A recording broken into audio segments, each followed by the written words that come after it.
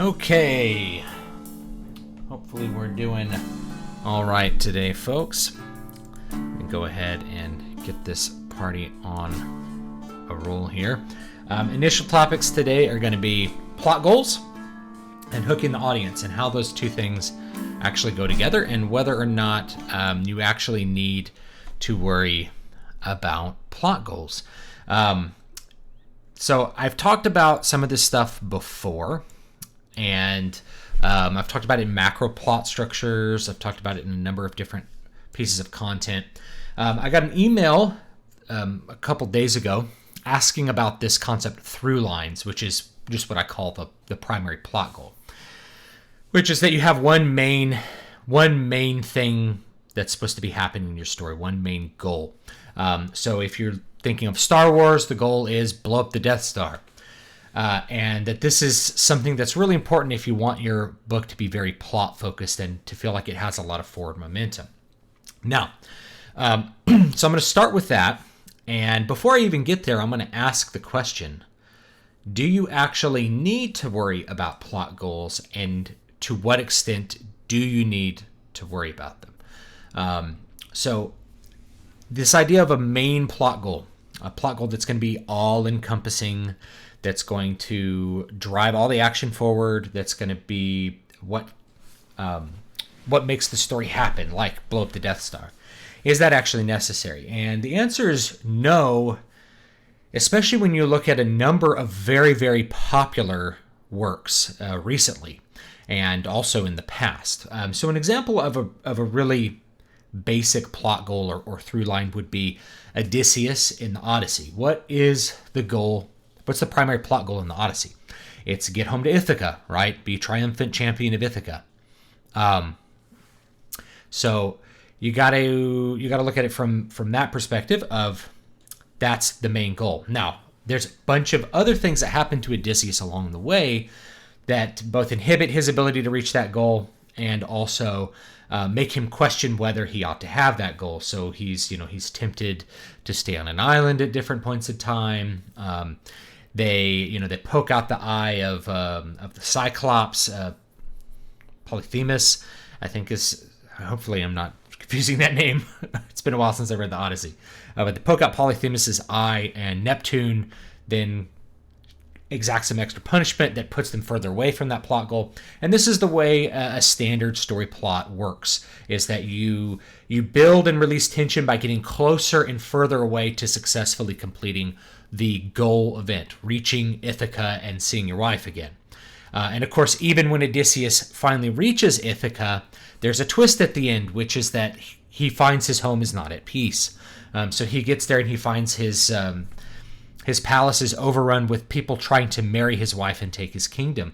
So at the very end of the Odyssey, you have this great twist where you think the plot goal needs to resolve and it doesn't, and there's an extra obstacle that stands in the way. And so from that structure, you get almost every major kind of adventure plot, whether it's The Hobbit or whether it's something very modern. You tend to get this kind of setup where there's a main end goal, whether it's Star Wars, The Hobbit, there's a main end goal, and things are either getting you closer to or further away from that primary end game. And at the end of Star Wars, you again have a twist where instead of, okay, now we have the plans to blow up the Death Star. The Death Star is going to blow you up. So you got to scramble and figure out how to blow it up real quick. And of course, we know how that turned out. So is this actually necessary, though? Well, if we look at some recent pieces of IP, the answer is actually no. So a really good example is actually Harry Potter, the first Harry Potter book. So Harry Potter and the Sorcerer's Stone. Because it uses a mystery format and it doesn't really tell you what the mystery is until about midway through the book, there's no initial through line. There's no initial plot goal. It's entirely about creating an escapist fantasy at the beginning of the book, and we don't get a primary goal for the characters to enact or to try to accomplish until well into the middle of the book, really about the midpoint of what that first book is. And that's a hyper successful work, and that first Harry Potter book really is what makes people get hooked in to reading Harry Potter. And so this is the other half that I want to talk about. How do you get audiences hooked? Because one way is to have a really strong plot goal at the beginning, a through line, whatever you want to call it, doesn't matter. So one way to hook them is that there's something very important that you're presenting at the beginning of the story that has to be accomplished. So at the beginning of Star Wars, you see a ship flying in, and it's very exciting. It's very visually stimulating, and immediately you have the conflict. Where are the plans to the Death Star after the roll? So right away with the roll, the words flying off from your perspective, like flying off into the distance. You have the main plot goal established. We have the plans to the Death Star. Obviously, the Death Star needs to be stopped. That's the plot goal. And then we build on that in the first scene and create the conflict. So you get sucked into the conflict, and then you also have characters that become very interesting. And that's another way that Star Wars hooks people. But do you need that? Well, with Harry Potter, what we start with is like a baby being dropped off after his parents are killed. Well, there's no goal with that. I guess the goal is there's no goal, right? Then you see him grown up and he's in an abusive situation. So the next goal is, well, how do we escape from this abusive house? And then he does, right? So he escapes to Hogwarts. So the first half of the book is really just about creating an escapist fantasy that is then fulfilled. Where Harry Potter is able to escape from a life of abuse, neglect, and being a mundane, worthless person to a world where he is valued and loved and is important, and people immediately like him. Sorry. Everything's in bloom around me. I have there's nothing but orchards and pastures around my house, so I'm a little bit sneezy. Because I do have seasonal allergies. But you go from that, and then about midway through the book, once that's kind of gets going, and you've had all the characters get established, then there's this idea that there's something hidden at Hogwarts, and Snape is trying to get it. And then, of course, you have a big switcheroo at the end that turns out it's not Snape, it's actually Quirrell. Some plot spoilers from the first Harry Potter, which all of you guys should know at this point. So the goals change. Then another way to look at plot goals is usually you're going to have a main plot, a main story with one primary goal, and then you have what we call a B story and a C story. So the A story, the B story, and the C story. The B story has a different desired resolution. That's the plot goal. So if you have an A story that's, beat the bad guy, stop the bad guy. Your B story might be a romance. Character A and character B need to be able to have the same feelings for each other and begin a relationship. And the C plot would probably be something else that resolves those two. That would be like tertiary character has to find enough courage to help his friends after they're captured by the bad guy, and that's the resolution of the C plot. So a plot goal is a desired outcome for the story. That's another way to think about it. Okay. All right. Let's take a look at the chat a little bit, and I'll get to that. Okay. So, see if there's anything that I missed from the beginning here. I don't think so. Besides action and twists, what would you say are some other good hooks? I try to keep action in my book small and contained, as I don't want it to be action showdown. So how should I do that? This is from Brecklin Lunt. It's a great question. So lots of things can hook people. That main plot goal can be one. But just a situation, any situation that you want to be different. So in the case of Harry Potter, it's an abusive family situation, right? He's abused and neglected. So you just want that to change. That can hook people in. The idea of the fantastic will hook people in. So if you present something that's fantastical, that will hook people in. And the way to execute that, so this is really all about execution, is you show a hint of another world. So with Harry Potter, you see a hint of a wizard world. At the beginning of the book, there you see these weird wizards, and you don't quite know enough. So you have just a glimpse of what the other side is like, and then you slowly reveal more. That keeps people hooked, is giving them little bits of information. So leaving a lot of mystery involved will actually get people hooked. But if it's total mystery and you don't give them any little breadcrumbs to think about, any clues to try to figure out your puzzle, then they'll become disinterested. So mysteries are a big way to hook people. And you can, that's the way J.K. Rowling did it, but you can do it a number of different ways in other genres. So, maybe if you're running something in an actual mystery genre, it would be some unexplained event and some particular clue that's noticed that makes people wonder how those things go together. That'll keep them reading. Another thing that you can do to hook people, Jurassic Park hooks people with something fantastic. It starts at the beginning, and there's like this body that's been mauled, and we don't know by what. And we think it's a dinosaur because the name of the book's Jurassic Park, but that's how the book begins. And so it's a mystery. You here's a thing that you don't know what it is, and here's some breadcrumbs, and maybe you can start putting a couple things together and figure out where this is going to go. And that keeps people reading to figure out if they're right about the mystery or not. That's what really good mystery writing tends to do, is it tends to keep people reading to figure out if they're guessing or figure out the solution to the puzzle of the story. So that's a really good way to do it. Another way is with characters. Characters that make a big splash or have a big impact will keep people reading. And if you can combine these in different ways, a main plot goal, imposing or impressive characters, and glimpses of the fantastical, you'll do a great job. A great example is the very first Elric book, Elric of Melniboné, by Michael Moorcock. I don't have it here. Here's another Elric book, Vanishing Tower. But Elric of Melniboné does this really well, which is at the beginning, it just describes Elric and his ruby throne, and it tells you a little bit about him, and so you kind of want to know more about him. Then it describes these slaves that have had their voice boxes altered so they can only sing one pitch at a time, and that paints part of a picture, and you want the rest of the picture to be completed before we even get to the main conflict of the Elric story, which is going to be his cousin Irkun. You have this great hook with the character. At the beginning of Star Wars, again, you have a character that really hooks people, and that's Darth Vader. So the first character you meet in Star Wars, the first human character you meet, is Darth Vader. And it's him, you see a battle, and then you see the smoke, and he comes through the smoke, right? And so you see this imposing black character. He looks different than everybody else. He's taller than everybody else. And then he begins some dialogue to figure out where these plans are.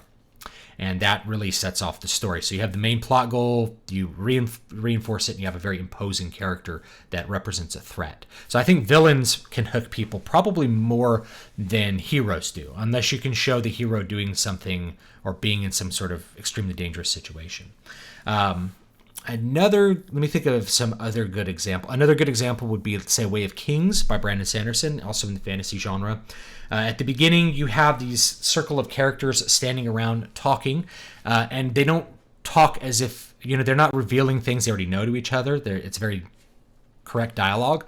But because you don't know the whole story, you're like, who are these 6 characters? Why are they putting their swords in the ground? What's this about? Where's it going to go? And then the next scene is an assassin doing all kinds of magic and killing people. And that does a couple things. It has a mystery for the audience to try to figure out by reading. And then it has a villain, and the villain's doing really powerful, threatening things. And it also exhibits his magic system. So it kind of does a trifecta there. So those are all good ways to hook people that you can use. And a lot of them are not action, right? A lot of them are just description, just showing a villain, right? Lots of things like that.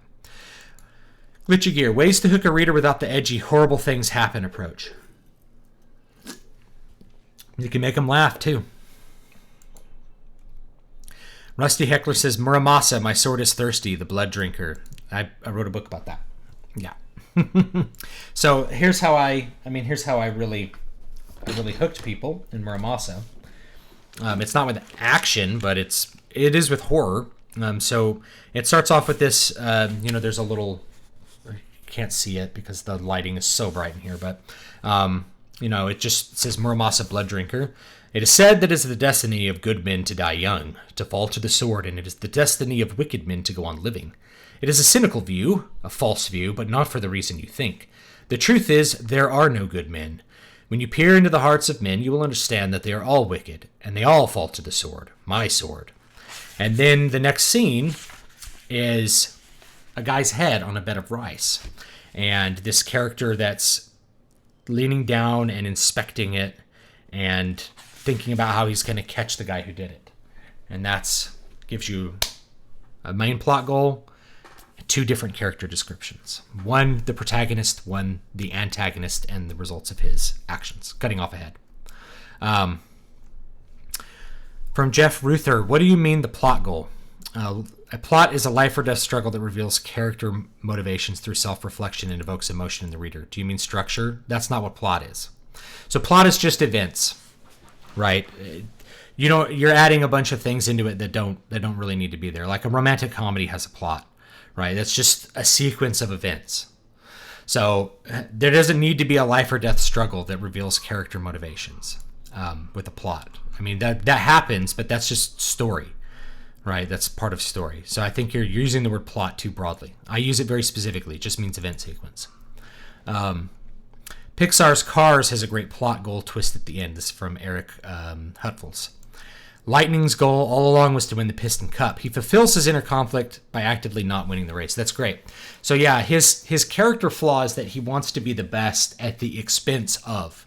Like, he doesn't care about other people. And so his growth arc is about learning to care about the needs, wants, and everything of other people. And so when he gets to the end and he wants to win the race, but he cares more about what is right and honorable at the end and less about his own good outcomes. And then, of course, we see that it serves him. Even though he doesn't win the Piston Cup, Dynaco is actually interested in him. And then, of course, he's like, well, I'm going to stay with my current sponsor because they've always been with me, and I believe in loyalty. So it's an exhibition of virtue.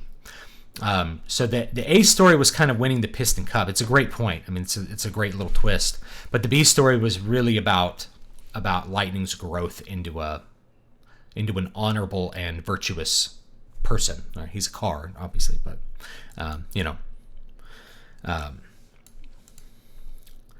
let's see here. Jared Wignall says, it really depends on the story you're telling. If the story's good, then you don't necessarily need a goal to move the plot along, but it can definitely help. Yeah, you don't need a goal. Game of Thrones.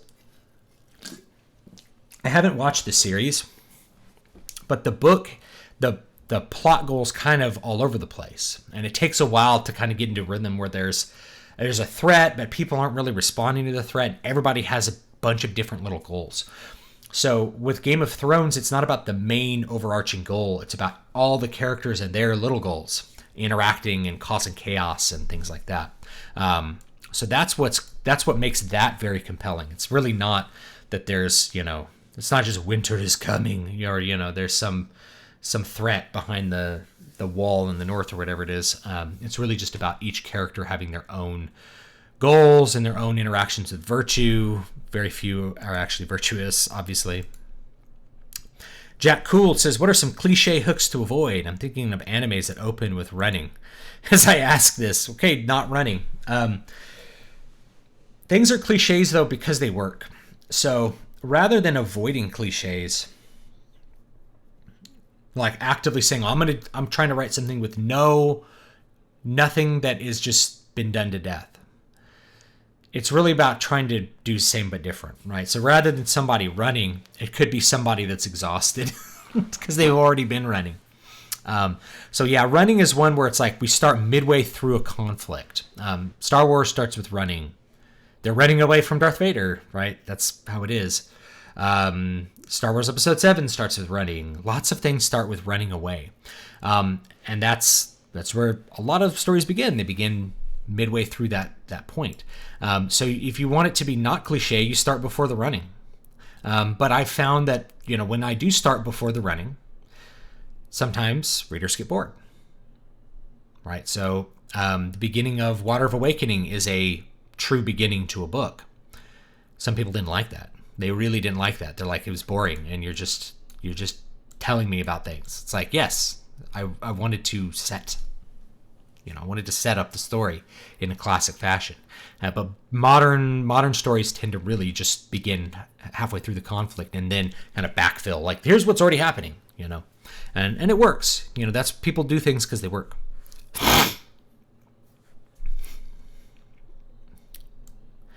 So Jeff Ruther, this is actually a very good question. Would you say that a story has to be plotted out, or can it be written by ear? It does not have to be plotted out. Different people with different personalities have different relationships to planning and plotting. For me, I have a very rough outline.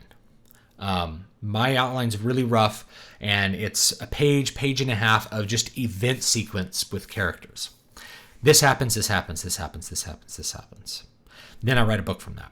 And so that gives me all the opportunity to do all the feeling out and micro that I want to do as I'm writing it, adding in scenes, taking away scenes, changing maybe a little bit of the execution. It leaves me room to do the execution on the way rather than plotting out. Other people are like, scene 1, this happens. Scene 2, this happens.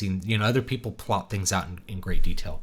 It depends what appeals to your personality. I like the drafting process, and I like exploring a little bit as I draft. So I try not to overplan. Other people, like George R. R. Martin or Stephen King, they really don't do any plotting ahead of time. They have, sometimes there's a main plot goal. Stephen King often doesn't have one. And his stories are very successful. So sometimes there's a main goal, and then you just kind of garden, you just kind of feel it out.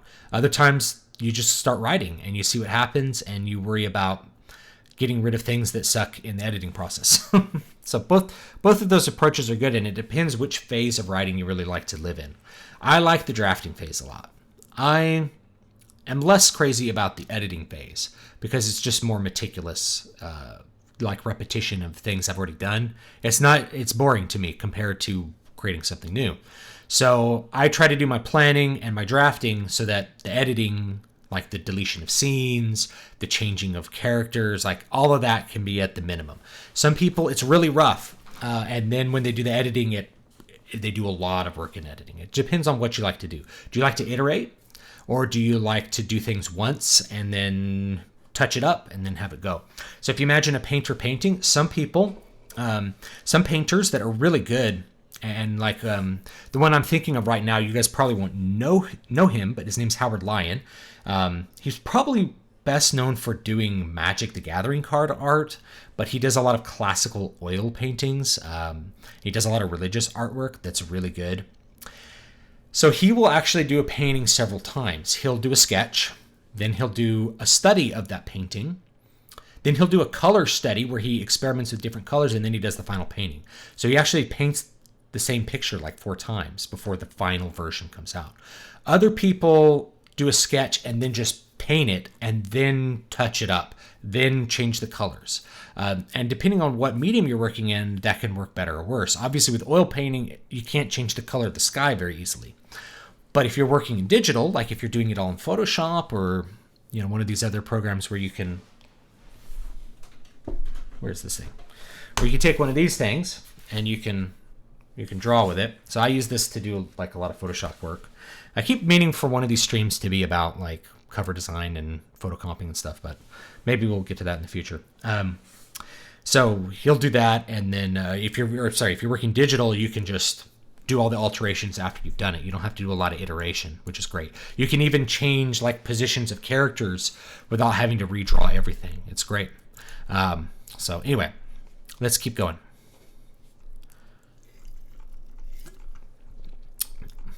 What did Jared say? Perhaps the characters in the story are interesting enough that no plot goal is needed, and we just see the lives of some people and what they do throughout the day. Yeah, what's the plot goal of The Godfather? There isn't one, not initially. There's many goals as you go, but it's really more about watching characters unfold, rather than some goal for the story itself, some event that we want to happen.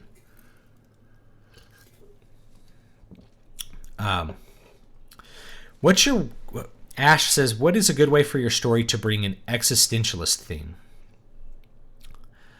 I don't know. Because I don't know if I operate in those, so I don't know of a great way to do it. So I don't know a good way to answer that. You'll have to figure that out for yourself. Jack Cool says, where did you get your flair for the macabre, if anywhere? I don't know, man. I listened to a lot of death metal. I watched a lot of horror growing up, read a lot of horror books. I really like I really liked the Japanese anime and manga that was very kind of dense and macabre, like Berserk or like Vampire Hunter D. Some of these much more like graphic. A great one actually that inspired a lot of Muramasa was called Shirigui, and that one was otherwise I think that means death frenzy, and it's a story of these two samurai in this school and like developing their technique, and one of them ends up with like his arm cut off and one of them ends up like blind and crippled. It's a really cool manga. It's very beautifully drawn. It's very dramatic. The details of the bodies are just really exquisite. But because like there's, he would draw bodies with like the skin off of them. And to show like every bit of muscle that this character had and exactly how the body was working and moving. It's almost, the faces are still very Japanese in their presentation, minimal nose and lines, larger eyes, but the bodies were very detailed. And so that has a macabre flavor to it, even though it's really like a body study. There's something about the presentation of that with like missing skin that just kind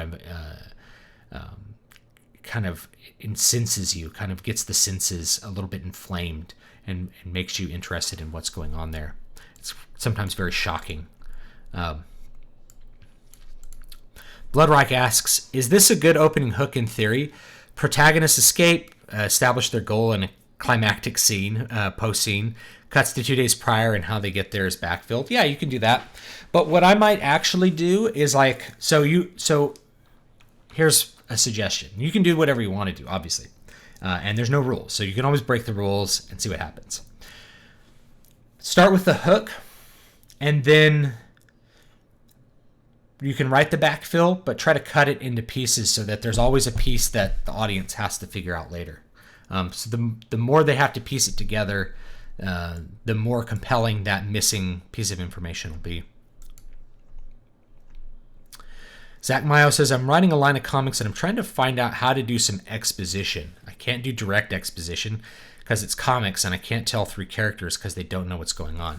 So first of all, in comics, you can do a lot of direct exposition, and in classically, there's a lot.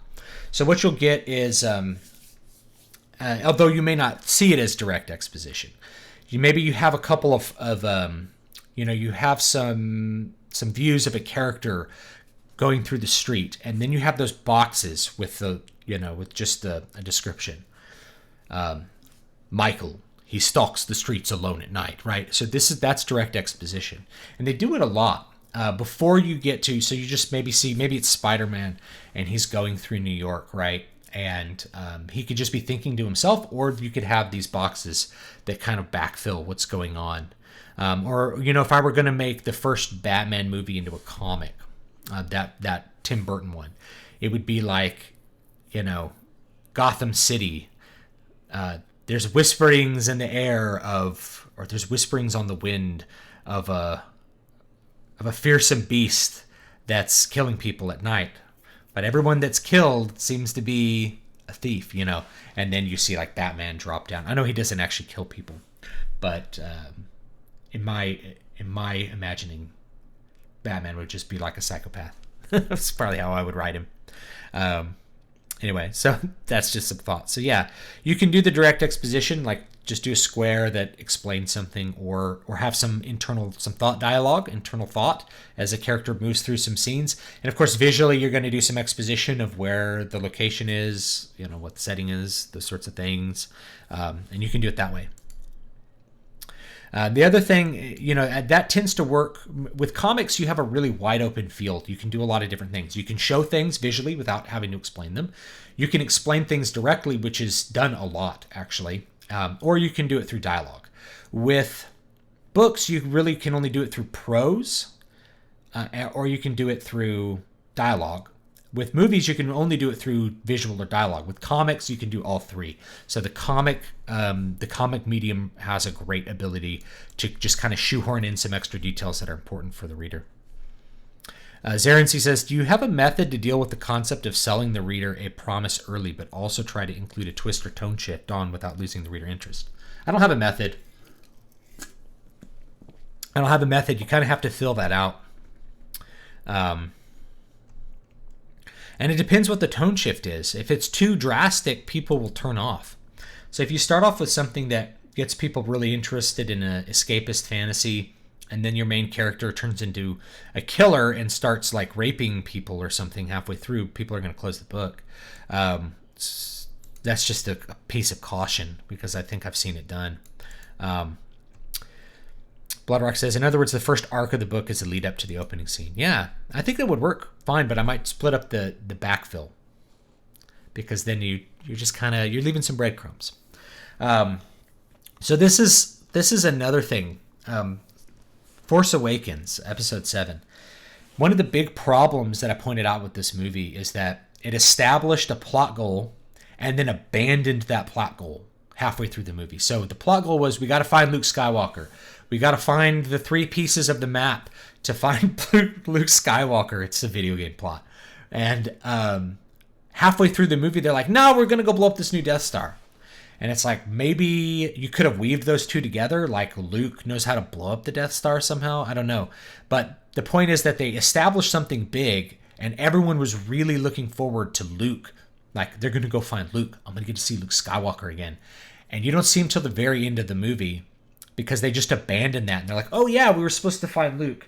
R2-D2 came back on, and Rey, go find Luke. Leia's not coming because, yeah, she's not coming.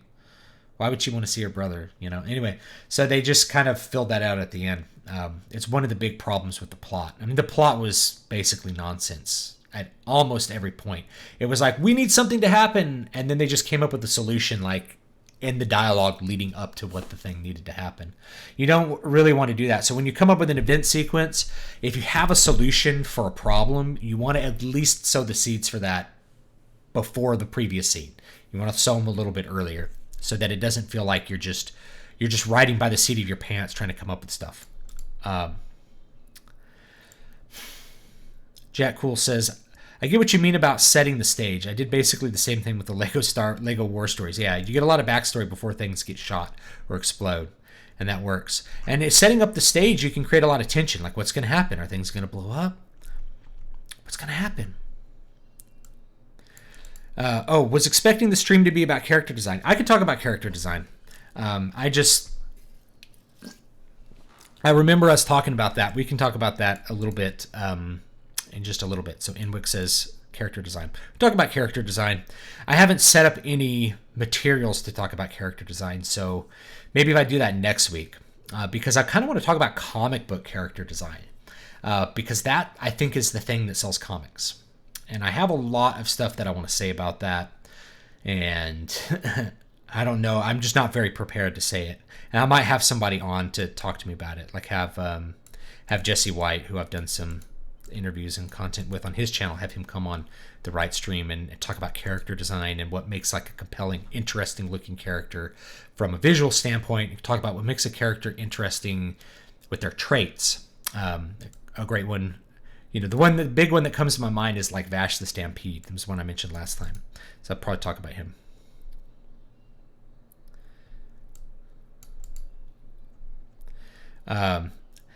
That's the hero, Muramasa, so my sword and mine alone are we men. I gotta have it.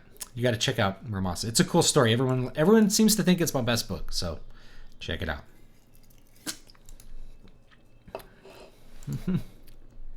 So maybe I'll do character design next week. Make sure you send me an email. My life's really busy, and I could have like a new baby. Like I may be doing next week like a baby on me or something, right? But I love to talk about character design. Character design is very cool. Somebody emailed me about plot goals, and it's pretty important, so I thought I'd talk about it. Bob says, why are you so cool? Long hair, author, musician, drinking Coke Zero. It's unfair. I don't think Coke Zero is very cool. It's mostly just like I can't tolerate sugar. So when you get old, you get like fat and you can't have sugar. Then you're like, all right, lose the weight. And then you're like, I still can't have sugar. Like corn syrup, if I put corn syrup in my stomach will hurt. I can't have anything with corn syrup in it. at all. Like I can have corn tortillas, but corn syrup, I'll feel sick. So I have like no sugar. The only sugar is from like fruit. Do I like Blind? I'm not wearing a Blind Guardian shirt. Oh yeah, I almost put on my Blind Guardian shirt because my other shirt was dirty. But yeah, I love Blind Guardian. I've seen them and one of my very favorite bands. Absolutely, I love Blind Guardian.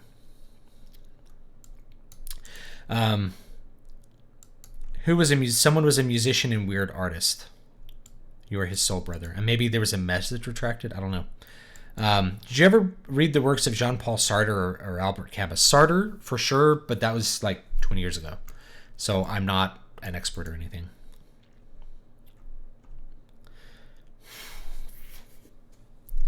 Thought bubbles were a thing in comics for decades for a reason. Eric says that. Yes, absolutely. And you should use them, and also the little boxes.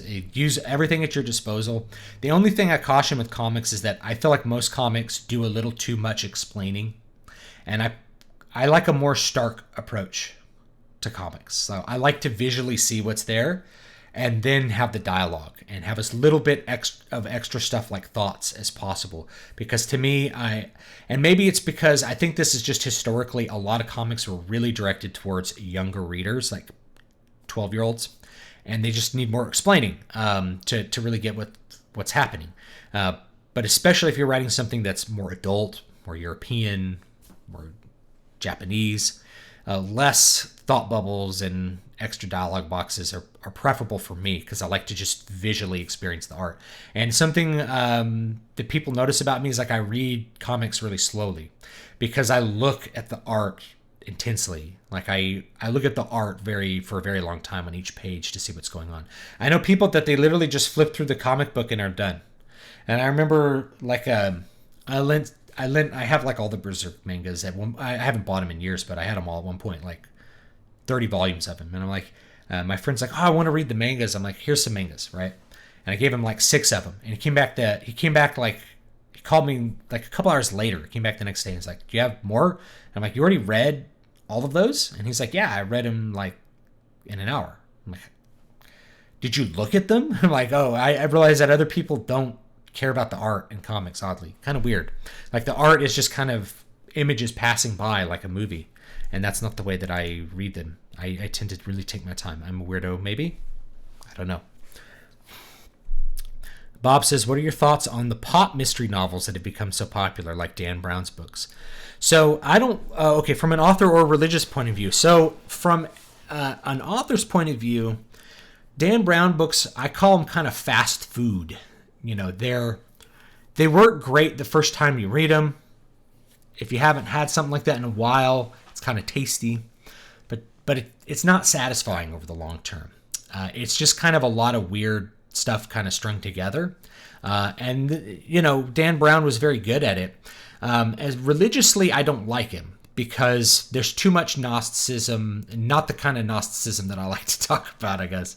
I'm weird with that, but too much occult stuff. You know, it's not, you know, it's not religiously sound. I'd have to collect my thoughts to talk more about it, but I don't like the feeling like I'm reading like somebody who's really believes in like the occult or, and I notice there's a lot of people who write, like they use the Catholic Church as like a bad guy, and there's nothing specifically wrong with that necessarily if you want to go that route, except I get the feeling that people really believe some of the weird occult things that they think about the Catholic Church, and I don't really believe most of those.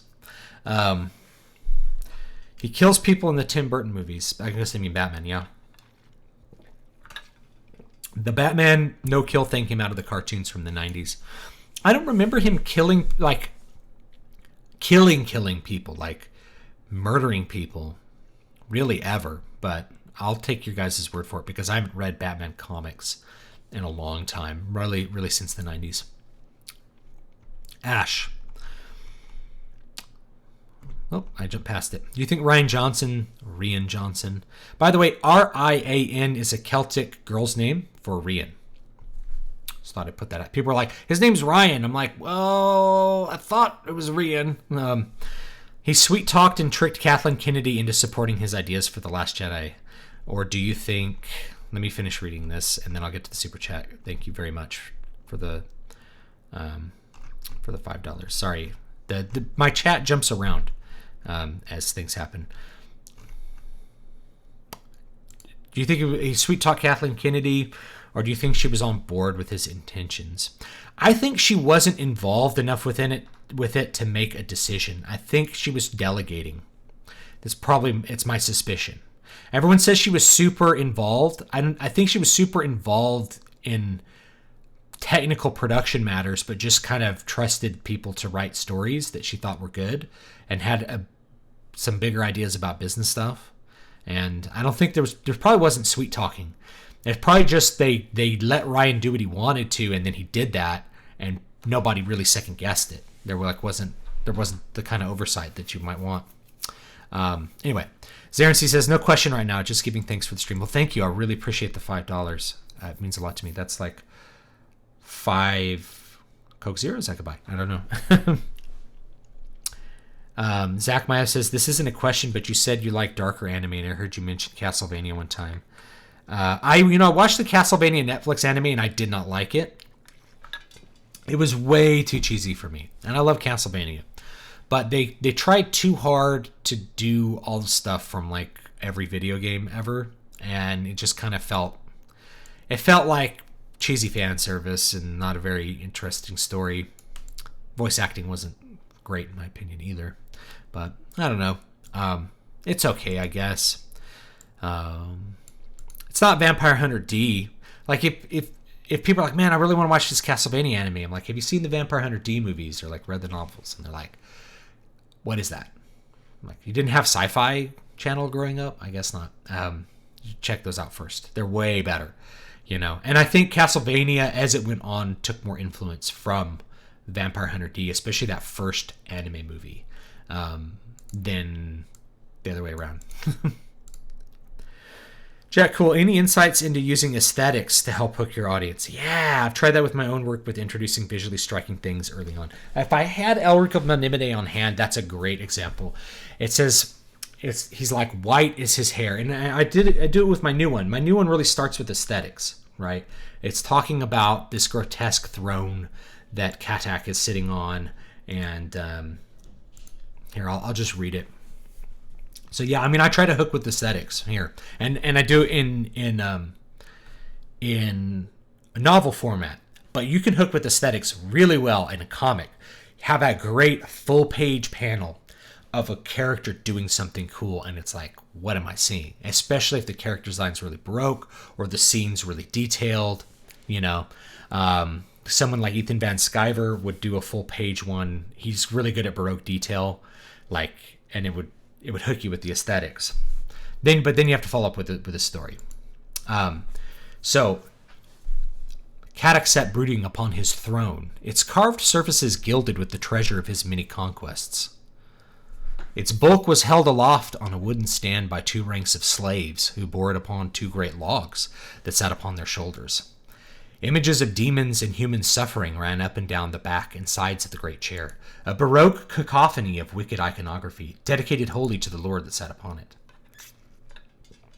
This is kind of a ripoff of the beginning of Elric of Melnimene, by the way. So, other books have started with this. Conan has started with this. But yeah, despite the jagged textures, it was comfortable, for the seat and back were made of supple leather, tanned by the finest craftsmen in the Drycenith Empire. So yeah, I'm trying to hook with aesthetics there, and then I explain what it's made of. It's made of human skin, which is from a Persian king. The details escape me, but it's a great image, right? So I try to hook with images too. It's a good way. It's a good way to do it. Hyperspace ramming. All your problems can be solved with hyperspace ramming. Well, I mean, here's the other thing. It's like, we're going to ram this ship with our another ship. It's like, can you build really big missiles that go through hyperspace? It's like, yeah. It's like, just do that. Is that so hard?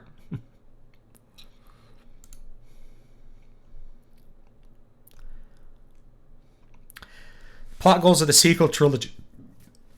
Sorry, from Jared.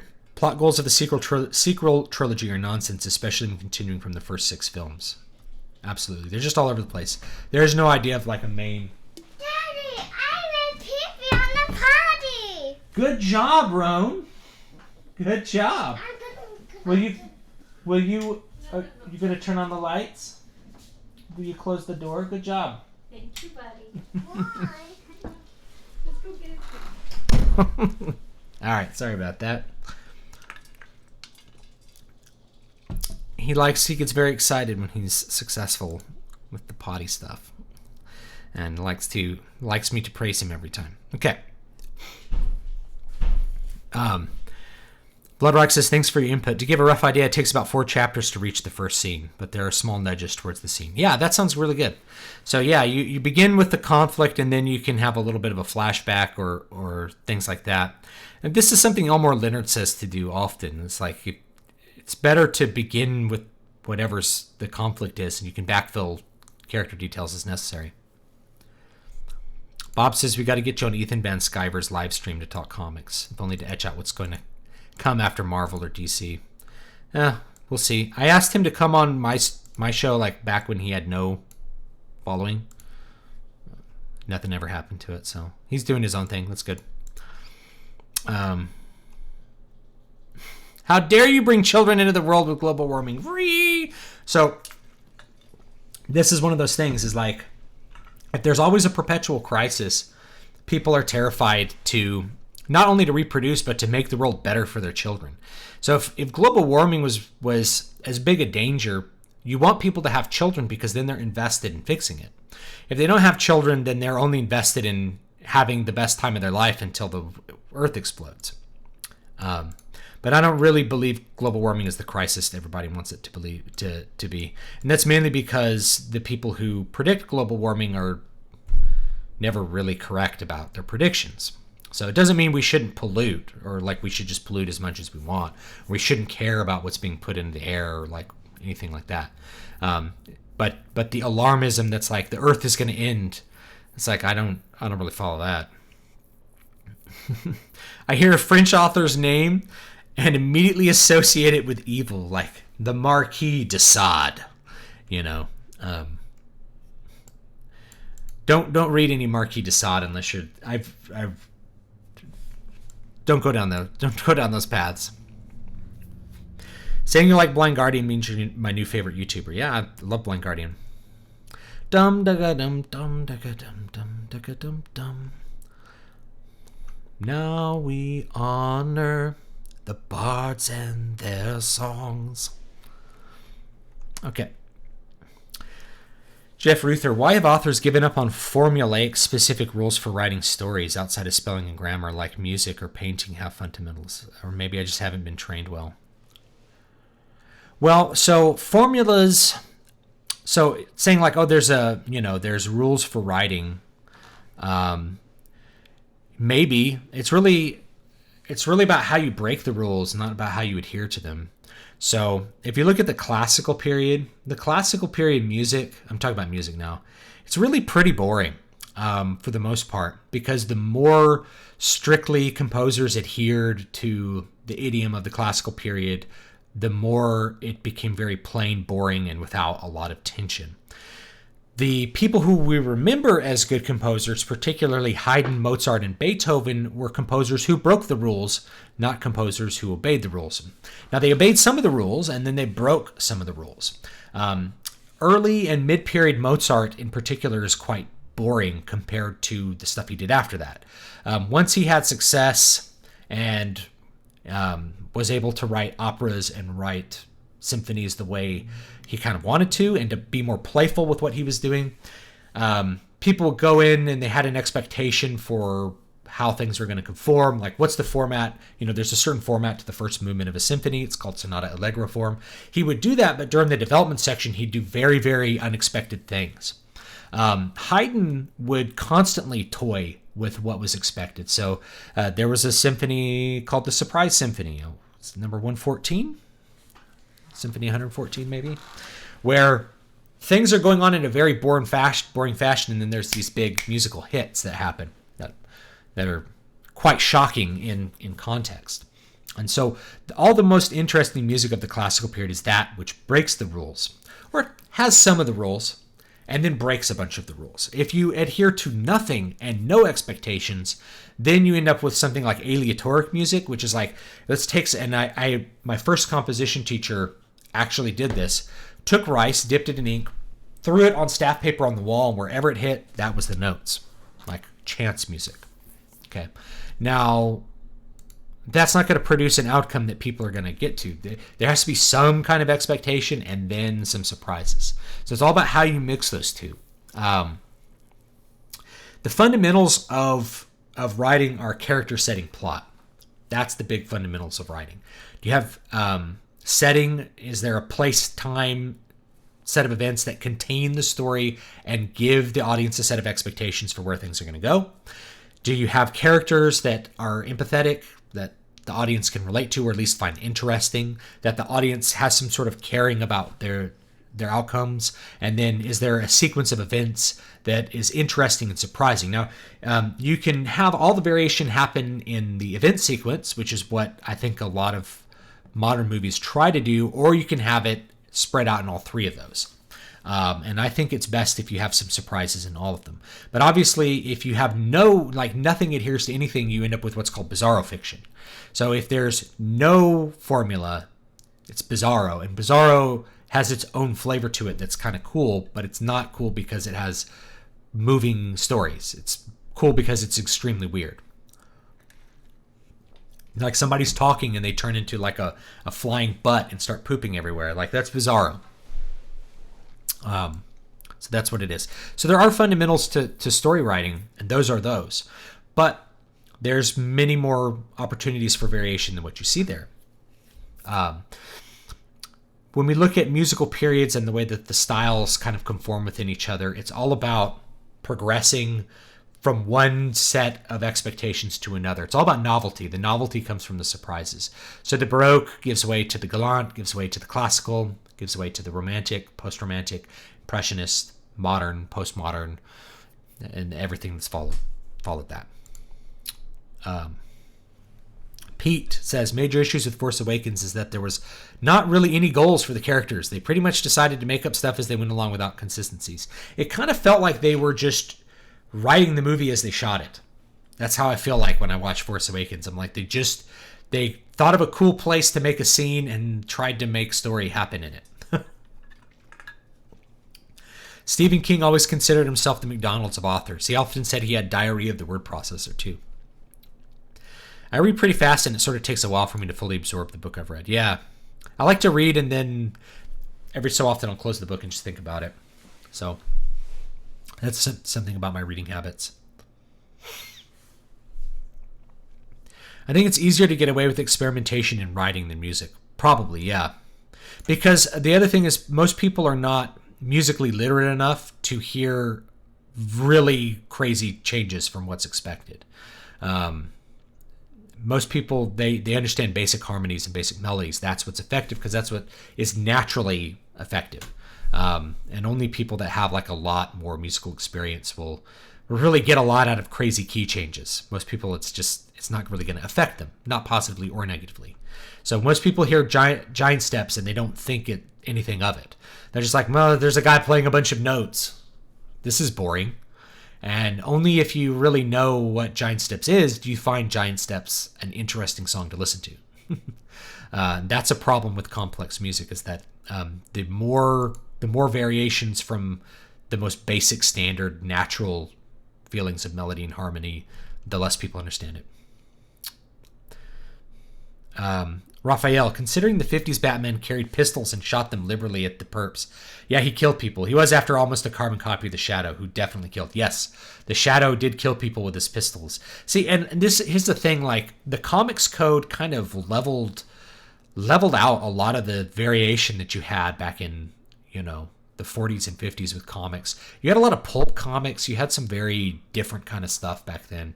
And it kind of became a monogenre, almost bland thing. And I don't want to say bland because there's lots of great stories that came out of it, but in terms of possibilities and that kind of stuff, it became a lot more evened out once you had that comics code happen. Some people want the Comics Code back. They want Comics Code stuff. I'm not really into it. I say more variation, the better. That's where I'm at. More options for more people to grow. You want to grow the market. And you grow the market by offering more things. Not just offering things that appeal to more people, but offering more variety as well. Nothing will beat playing Castlevania Symphony of the Night for the first time. I did love Symphony of the Night. It's great. My favorite Castlevania is probably Castlevania 4 for the SNES, though. Just had the best music. It was so good. Castlevania Symphony of the Night's also good, which is why they keep copying it. Everyone's copying Symphony of the Night over and over again. Half the indie games that come out are Symphony of the Night.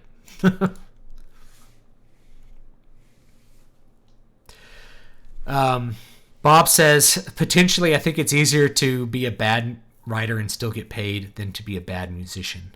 But writing lets you do lots of weird stuff. Yeah, well,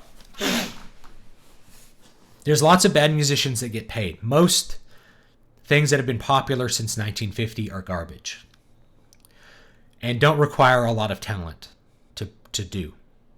That's just kind of how it is. So some talent, so basically I don't think there's a strong correlation between a high degree of musical talent and success. Some successful artists are highly talented.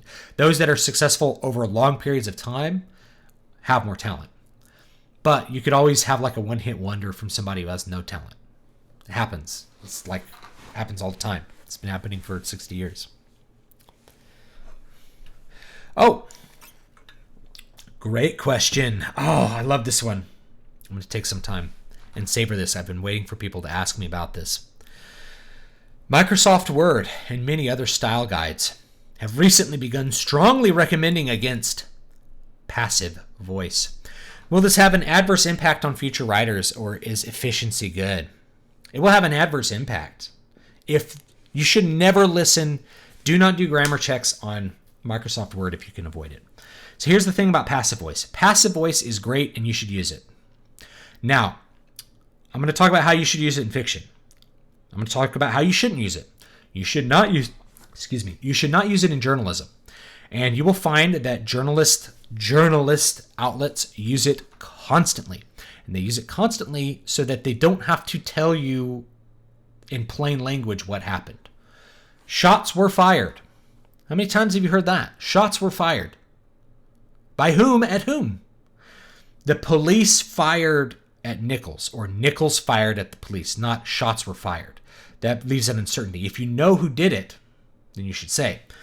But this is one of the ways that fake news operates, is it uses the passive voice to avoid creating strict and understandable sequences of events and actors doing things that are understandable. The point is to avoid being clear so that people will conjure up whatever narrative you want. What you do in fake news is you come up with a headline, whatever the headline's going to be. You come up with the crazy headline, and then you write as much confusing bullshit as possible for 500 words and let people make their own decision that you prime them to make with the headline. So that the headline could be Trump colluding with Russia? ? Then you write a bunch of confusing stuff that says nothing, and then people believe that Trump colluded with Russia because they didn't really understand the story. And the story could be like, a dossier was presented to Hillary Clinton, not Hillary Clinton's campaign manager so-and-so paid for an investigator to create a fake Russian dossier, to say explicitly what they know happened. They avoid saying that so that people will come to the conclusion they want them to have.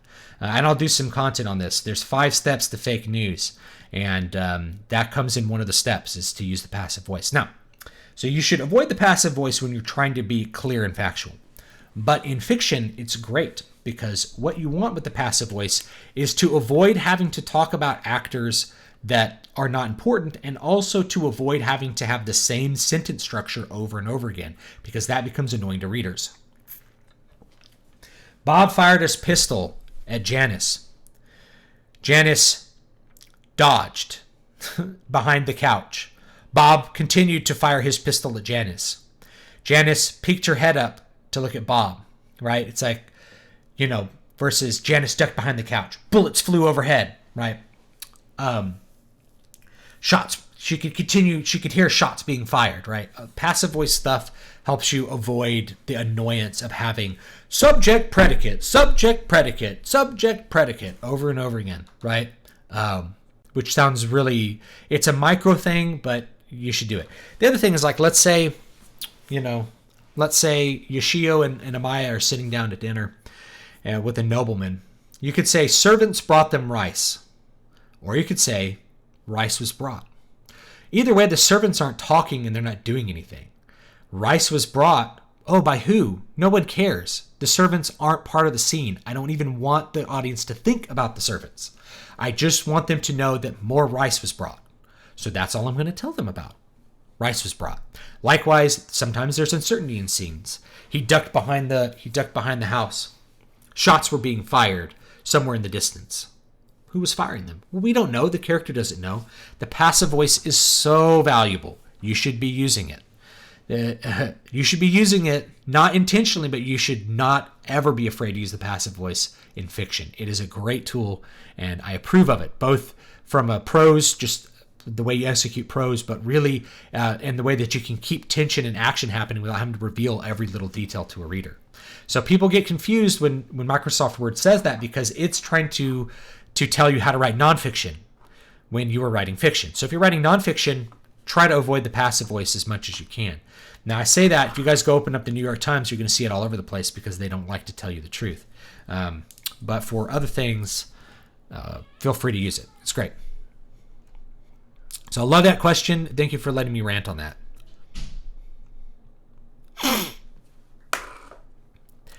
In worst scenario, do you think Disney will reboot the entire sequel trilogy to save Star Wars if it is required? No. Ash says, will they reboot the sequel trilogy? No. What they will do is they'll remake the original trilogy or the prequel trilogy. In fact, because the sequel trilogy is really like a requel, I guarantee it, if time goes on enough times, if we go on another 5-10 years, in 10 years, in 2029, you guys are going to be hearing about the remake of Star Wars. They're remaking Star Wars. I guarantee it'll happen at some point. The question is, how much time will it take for them to reboot the entire franchise? Because they're going to do it. The question is, how long is it going to take for them to do it? They're going to do it for two reasons. First of all, they don't want the baggage of having to deal with the way other people wrote things. And they want to write with their own direction and their own political motives rather than what George Lucas did. And the other one is they don't have any original ideas. I went to go see Captain Marvel, and every single preview was a remake or a sequel. There was no original movies coming out. There was a remake of Dumbo. Who wants that? I don't care about that. Remake of Aladdin. Is that necessary to remake an extremely classic movie? Well, they did it with Beauty and the Beast to test the waters. We're going to make a live action Beauty and the Beast. It's the same story. There's no reason to watch it. Well, let's just do it for every animated movie. They're going to do Bambi. They're going to do Dumbo. They're going to do Snow White. They're going to do Snow White again. They're going to do Sleeping Beauty. Every single one's going to get a live action remake. Mark my words. They'll do it until they stop making money, and then you'll finally see it die. That's the milking phase. Actually, this is the reboot phase. They're treating their entire back catalog as a franchise. They're now going to reboot it as live action because it's actually cheaper and easier, takes less time to do that than traditional animation. Traditional animation was a laborious process. It takes like 5 years to make an animated film. So they're going to reboot everything, and then they're just going to pump out CG live action garbage fests until they don't make any more money. So they're going straight from reboot. The Beauty and the Beast was the reboot, stage 5 of corporate IP ownership. They're going back to stage 3, milking. They're going to milk this crap into the ground, and it's garbage. I'm not going to say I'm not going to see any of them. I have zero interest in seeing any of them. Why would I need to see a reboot of Dumbo? Stupid. Kaku, super chat. Thank you for the $5. I really appreciate it. How about mystery? Do you think helping readers engage in basic epistemology to unravel the plot, or is it too cumbersome? Well, rather than having readers do it, have a character do it. That's how I would do it. And that's kind of Sherlock Holmes, right? Sherlock Holmes starts engaging in logic. He starts figuring out how facts contextualize to lead to conclusions. That's how that works. So totally, I would have a character that does that. And if you want basic epistemology in your story, it would be like, no, you can't. You'd have a character like maybe everybody jumps to a conclusion. And like, well, you can't derive that conclusion, because of these reasons, right? Listen, everybody saw this and they said it was gray. It's like, well, was it gray just because everybody saw it, or is there a different color that it could be? Maybe it's like everybody saw it, it was gray. It's like, well, is the lighting appropriate for them to be able to determine the color? It's like, well, it was nighttime. It's like, well, we don't know if it was gray or not. It could have been red, blue, green.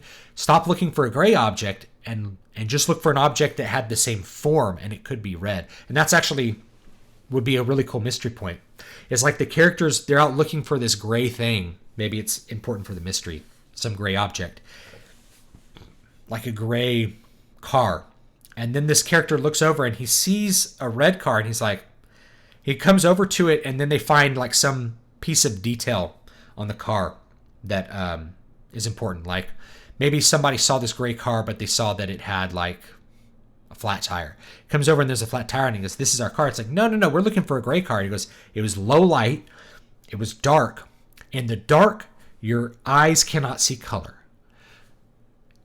She saw a red car. It just wasn't bright enough for her to know it was red." That's something that I would do there. Let's see what else we missed. I miss here. Diana Wynne Jones said that children's literature is more complex than adult literature because they are usually in school and can take more info. I don't think so. Historically, I think the opposite is the case. There's a belief that kids shouldn't have too much stuff because they can't process it. And I don't know what adult literature she'd be comparing it to, like Dostoevsky, Tolkien. Tolkien, is debatably adult with Lord of the Rings, but there's a lot to it. Adult literature can get pretty complex. David Fabian Lopez, is Lovecraftian horror impossible to convive in visual media? Not named, please. Good examples to look them up. The beauty of horror literature, whether it's Lovecraft or King, is that it asks you to fill in the blanks, right? It asks you to fill in the blanks on what you're seeing. And so a really good example would be Alien, visually. Alien, it only shows you pieces of the alien. You don't really see the whole alien. So your mind comes up with something more threatening and grotesque than what the model ends up looking like. So it's all about giving fractions of information. I guess that's kind of the theme for tonight. You give a fraction of information and you can kind of guess what's there, right? So there's like what is this? What is this thing? Maybe you only see a piece of it. You only see the guy, the dark mage, from behind. And then like when you see his face, it's like, oh, well, that's kind of a dumb face, right? He's more frightening from behind. Sorry, I have like my son's Legos here. He told me he wanted to come talk to you guys about Legos, but I guess he may not be doing that tonight. We'll see. So yeah, it's all about just giving a piece of it. Zach Mayo, when I finish my comics, I'd love to give them to take a look and review. Would you be open to that? I can't read unpublished manuscripts. I've been cautioned to do that. But after you publish it, yeah. I do have a fan P.O. box. It's in my, oh my gosh, I don't remember the P.O. box number. It's at the bottom of all my emails.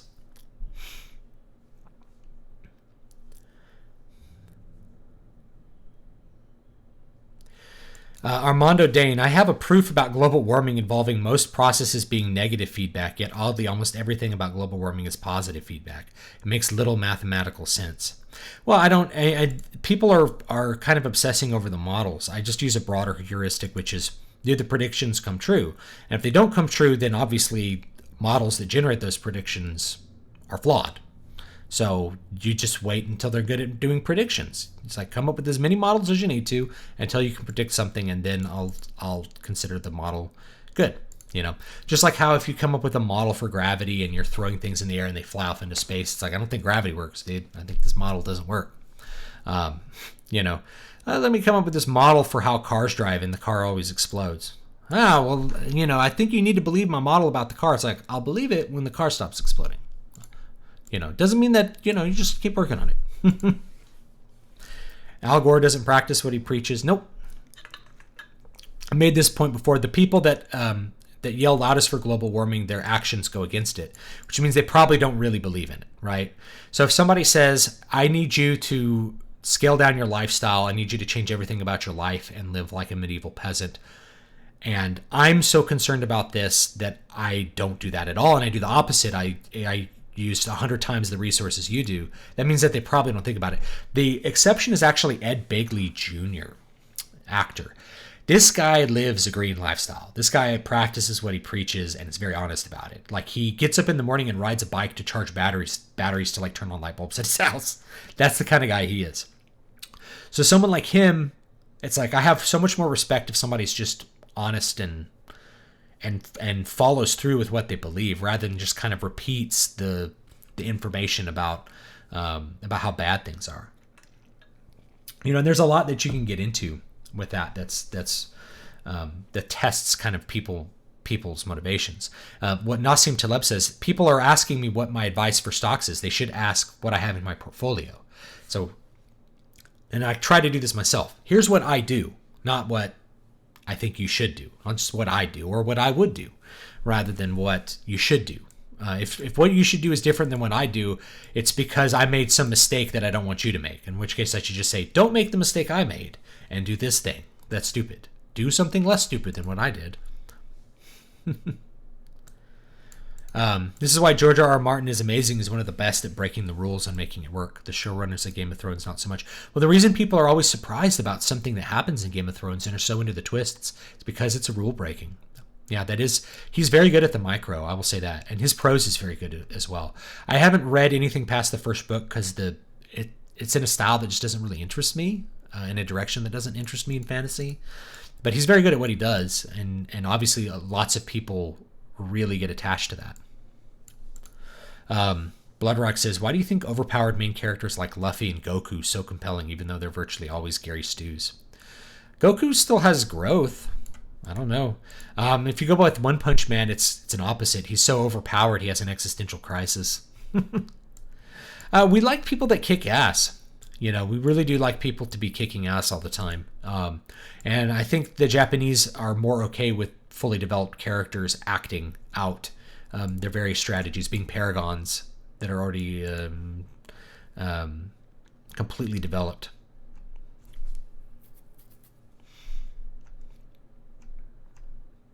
Let's see here. Jared says, some of Abramson's comments make me believe that they were still writing as they shot the film. I think so too, man. I feel the same way. Luke was supposed to be in half the film originally, but they scrapped it. You can see it with the role. It's like, we got to find Luke, and then like they keep shooting, and they're like, I guess we're not going to find Luke. We got to blow up this Death Star thing. Now, I totally think they were making up as they went along.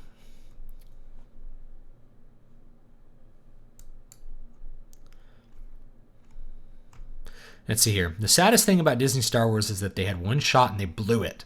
They had 10 plus years of feedback. The actors are not getting any younger. Some of them are dead. What a waste. It is a waste. That's why they're going to reboot it.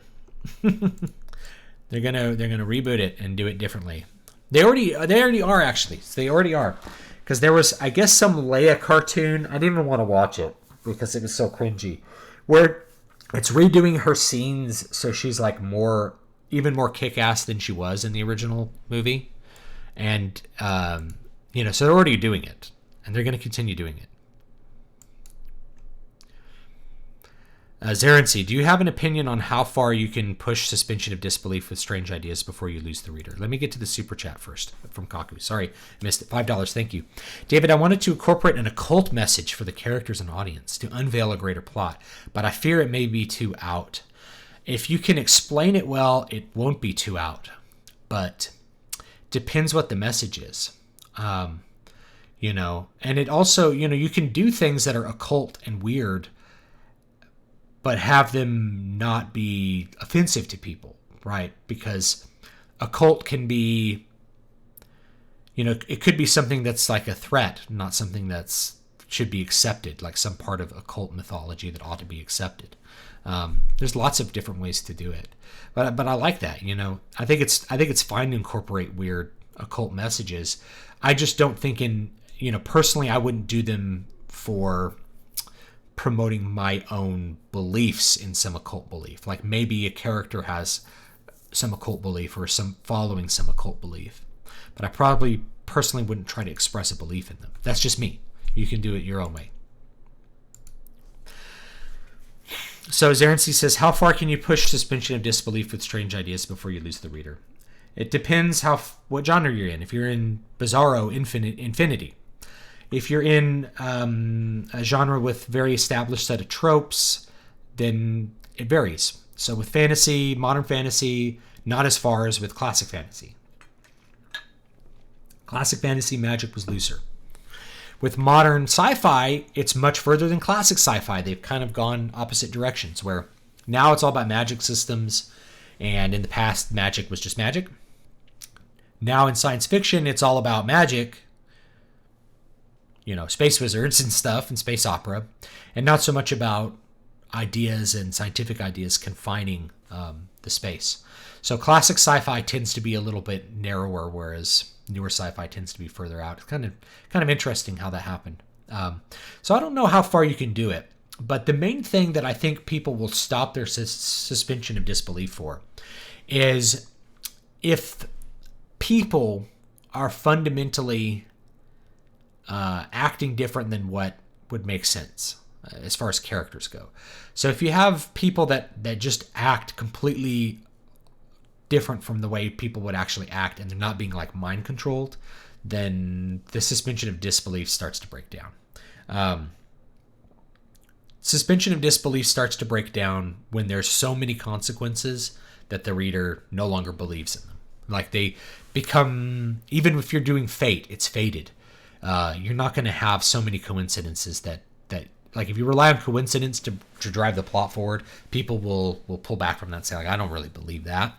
So if it's like, hey, you know, we just happened to fall down here. Now, there's some great stories that have lots of coincidences, like The Hobbit.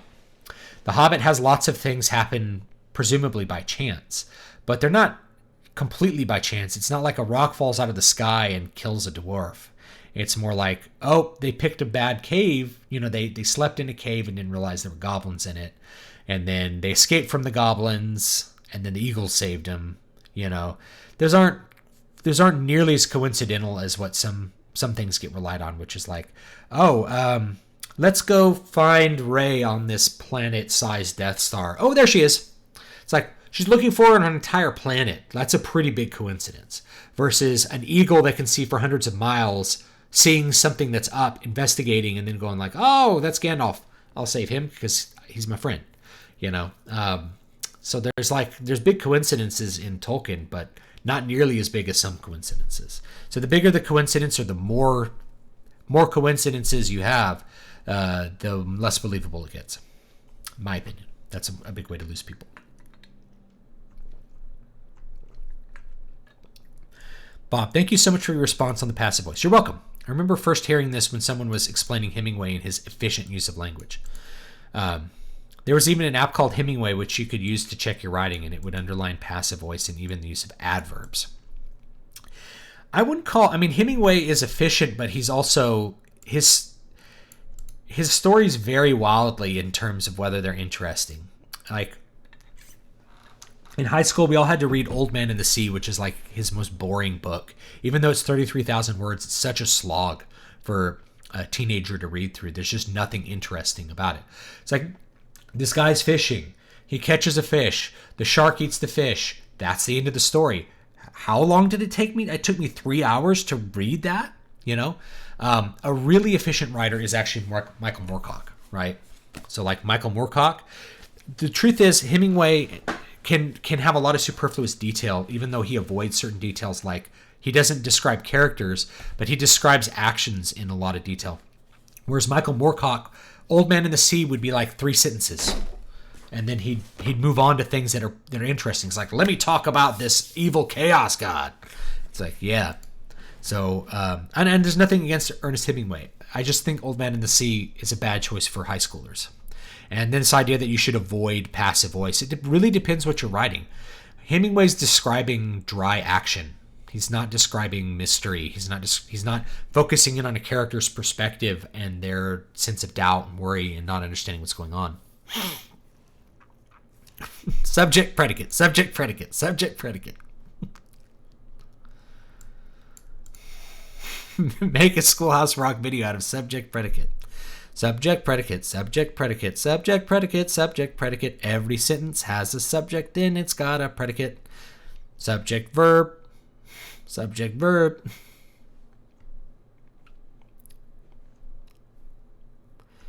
Let's see here.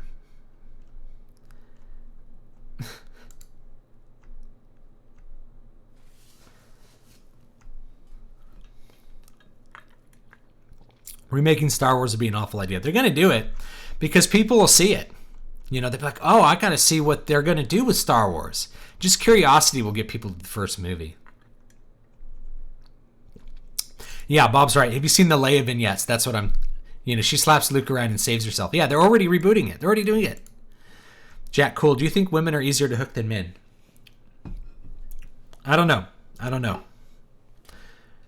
know at all, actually. I would imagine that men and women in general, right, general on average, they're hooked by different things.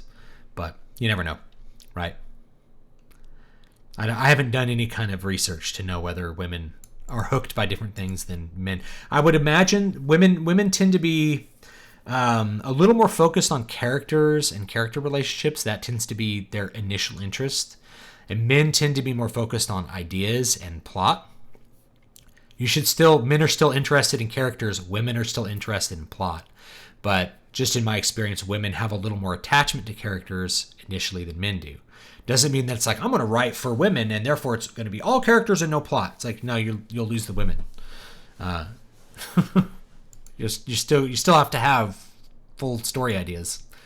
You know, men and women are not so profoundly different that you can avoid doing competent things with parts of your story. Let's keep going here. Did you see The Young Pope? I haven't.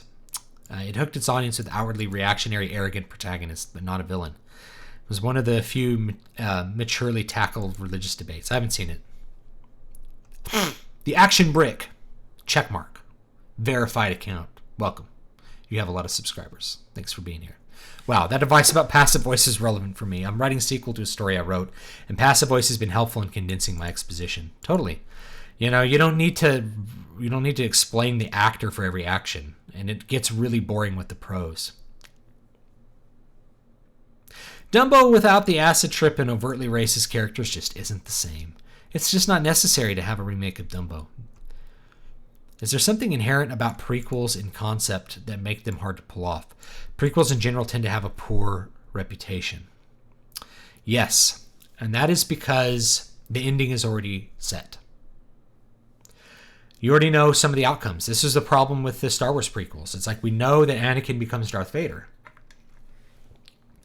You know, the question is how, but it's like it's really hard when there's not as much mystery. Like there's inherently less mystery. There's less to discover. There's less open ways to write the story. You're more hemmed in with prequels. They're much harder to pull off. Yeah. In general, it's better to not do prequels if you can. I say that Crown of Sight could be considered a prequel. I call it it's part of the Legends series of my universe. So it takes place far in the past. But it takes place far enough in the past, just like Knights of the Old Republic or something like that. Is Knights of the Old Republic a prequel to the Star Wars trilogy and other trilogies? Yes. But it's so far in the past that everything's open. That's what you want.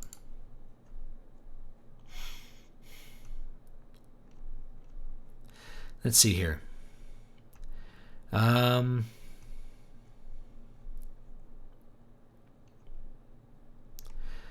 I like this comment from Critical Equation. I imagine most movie productions, at the end of production, they have a bad plot. No, they have a bad plot, but due to a variety of reasons, they just release it as it is. You got to put it out. You got to try to recoup the investment.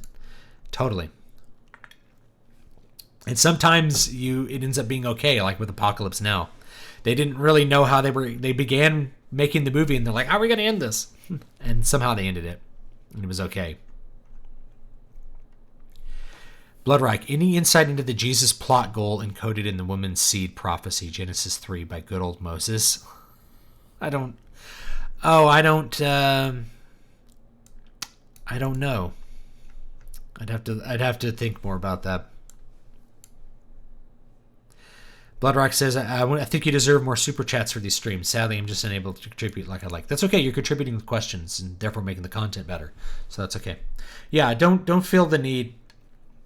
If you want my attention to super chat, we'll get it. Otherwise, I'll get to it if you tag me. Ryan Hall, how do you write women? I write them like the women I know. How do you write men? You write them like the men you know, right? If you don't have any contact with women and you want to write female characters, you need to get out and meet some women and make some friends and talk to them. Go to like a Friday Night Magic or something. If you're a nerd, there might be girls there. I don't know how to meet girls that doesn't involve like social risk, but yeah, I just write them like the women I know. So they act like I grew up with women. I was raised by a woman. I have a sister. I have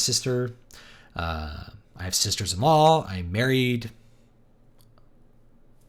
I don't know. I make them try to have the kind of motivations and personalities like all the women that I've known in life. That's all. It's not like there's no magic formula to making women like you, and there's no magic formula to making women into characters. You just write characters that hopefully their existence as a woman has some influence on their personality. One thing that does kind of annoy me about some female characters is I call them trouser rolls. They're dudes that are aesthetically girls. They act like men. They have men's motivations. They talk like men, but they have boobs. It's like, okay. I think there's a little bit more to the female perspective than the physical arrangement of your body. Jack Cool, fun question. Thank you for the $10. I really appreciate it. Your medieval melee and ranged weapons of choice. I just want to say that these are high point in my weeks prior to leaving for Army officer training in mid-April. I miss you all. Awesome. So you got OCS. I guess you're going to OCS, which is cool. You'll do well there, hopefully. I'm trying to remember. I can't remember any lessons from my father. I think he was involved with OCS for a while. All right. So medieval melee and ranged weapons. So that's a good question. It depends on which part of the medieval period. Late medieval, the melee weapon that I would probably like best. If we're talking like North Italian Gothic armor styles and munitions armor, it'd probably be a longsword because it's the most versatile. You can kill someone in armor or out of armor. You can half sword and get in through the gaps. It's great. So probably that. If you're going prior to that, I really like a flail. So the flail was super effective, which is why you see it in so much medieval art. It's basically based on this thresher that you would use to thresh wheat. It's a stick with a chain and a ball at the end, sometimes with a spike. But the flail was really good against armor because you're flinging a shot put at somebody at high speeds, so it'll break their bones even if it doesn't break the links of their mail. And you can use it to get around shields because you have it on the end of a long stick. So you can go around the shield, and then the ball will whip around and hopefully break their collarbone, and then he's out of the battle. So flails were good, and they were used a lot. And they're really, really good against other infantry and armor. So if I were an infantryman, I'd like to have a flail. But of course, the spear is the best weapon. Like, you can't really get around the fact that the spear was the primary weapon of war until it still could be considered the primary weapon of war because you put a bayonet on a gun. So the spear is the best. Even in the Renaissance period, you had pikemen. And pikemen was what you used to hold ground. They were really, really effective. Spears give you a whole lot of reach. They let you pokey, pokey, poke and kill and keep yourself out of harm's way. So probably spear, but some people were like, well, that's not a melee weapon. It's a good one, though. So you'd use your spear until you got disarmed, and then I'd like to bust my flail out and break some skulls. And then, yeah, an arming sword is also a very good, versatile weapon. If I lived in, say, Milan, 15th century, of course, I'd have my dagger. I'd have my rondel dagger to kill whoever slighted my family, and in a quick punch through their doublet, slam that home and kill them, or break through their gorget. That's a good one too. So that's my favorite dagger. Favorite ranged weapon. So crossbow. So you can a longbow or a crossbow. Well, a longbow requires a bunch of different things to shoot. You can shoot a longbow more quickly, but because it's a very long weapon, you can't operate it with one hand. If you guys have never shot a longbow, it takes so much strength to shoot a longbow, to shoot an actual warbow.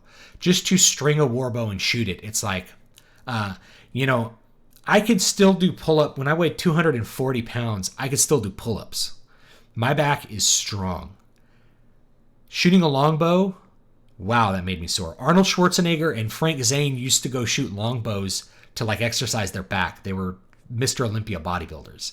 That's how much strength. So whenever you see the image of the skinny archer, you have big strong Conan with the big sword and the skinny archer, it's no, that archer was probably ripped, and he was probably really strong because of how much strength it requires to pull a 100-pound bow. That's 100 pounds doing this, and the tension and the weight of the bow increases as you get back here. So it starts at 40 and then it gets up to 120 to pull a longbow. So it's very, very physically taxing to operate a longbow. You got to be super strong. But a crossbow is great because a crossbow, you can use leverage. So you put it on the ground, you put your foot in the stirrup, you span the crossbow back. You can fire a crossbow one-handed. You can take your time and aim and fire at the precise moment. You also see this in movies. You have people that pull their longbow back and they're like, I'm going to carefully aim. Or you're playing you're playing Oblivion and it's let me get my bow here. No, you can't do that. So when you're firing a longbow, it's you're gonna settle in to this pocket where your back is tense for as little time as possible because it is hard to draw that bow.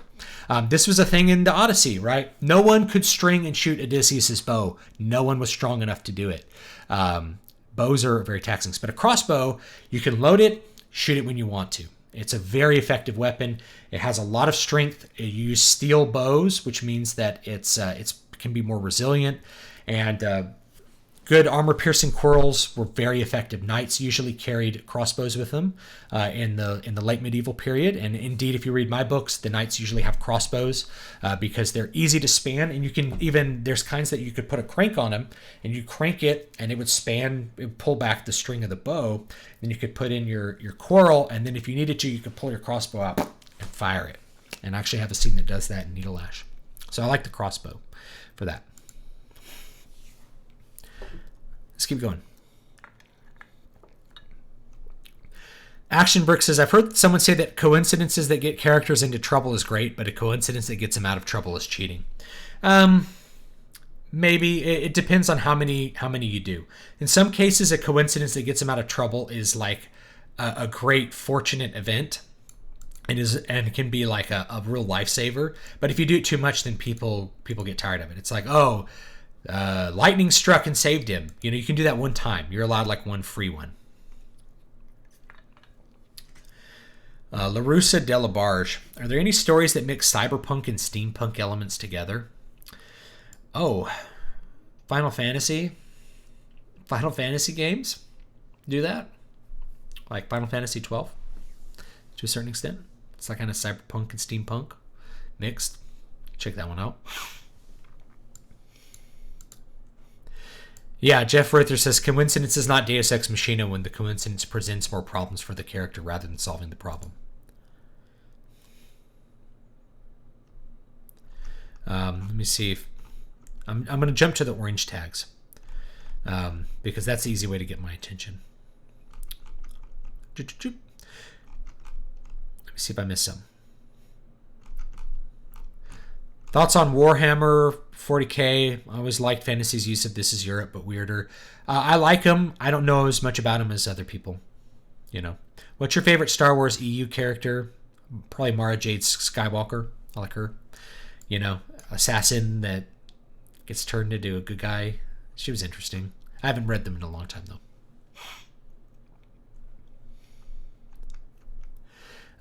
From Bob, could dystopia be considered a cheat hook? You know how the world is today. Bet you want to know how it gets all screwed up in my book.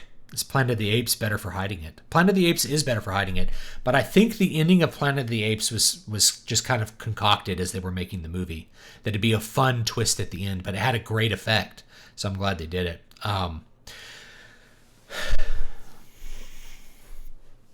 Is dystopia a cheat hook? I don't think it is. It's its own genre. I don't think it's cheating.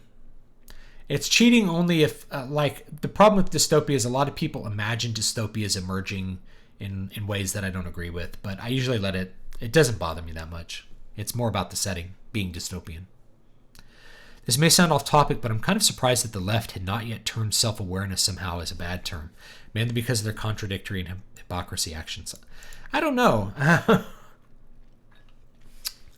Yeah, I mean, one of the things that I notice, and if you're a left-leaning person, I'm not intending to insult you with this, but one of the things I notice with lefties on Twitter, they're all very open with their drug use.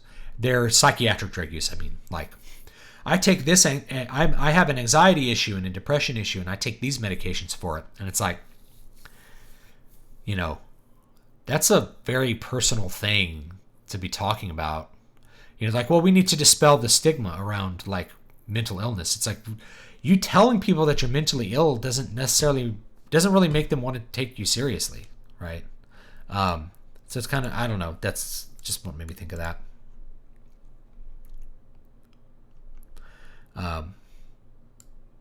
The only thing I could think of that is cyberpunk that I don't like is Ghost in the Shell. I like Ghost in the Shell. Why do Star Wars films that Lucas worked on have this sincere and earnest overtone that is missing from the Disney ones? Things happen for reasons. There's good in the universe and evil in the universe, and Lucas understood the deeper moral conflict. There's none of that in the new ones. There's no reason for things to be, and the things that are communicate nothing about the human condition. There's no quest for power. There's no quest for order.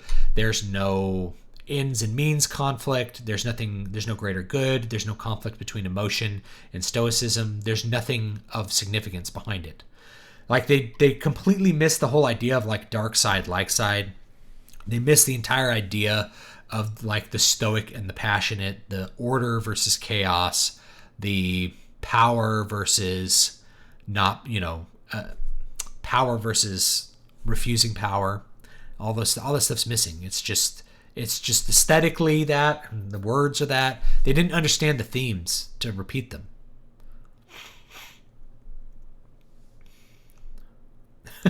Jack Cool said, who asked the women question? Whoever asked it. Just endure the discomfort and talk to them. Yeah. Yeah, man. They're not, I mean, they're not creatures that you should be afraid of.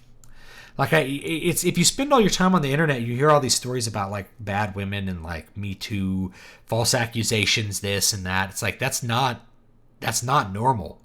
Most women are not like that, and you're not going to be put in a position where that happens to you in most cases if you're not a creep. You know, have a little bit of judgment, but that's really not normal. That's very far outside of par for the course to have that happen. I remember somebody was, there was an accusation made against Aziz Ansari, and the story, like, he wasn't a rapist. He was just really creepy. And so don't duplicate what he does, and you won't have your creepiness put out for everyone as if you're like a sexual aggressor, right? Be very forthright, and in general, you're going to avoid problems with women or anyone else. That's just a piece of advice. You can take it or leave it. I try to be as open and forthright with people in my life as I possibly can be. I'm not trying to like trick anybody into doing anything.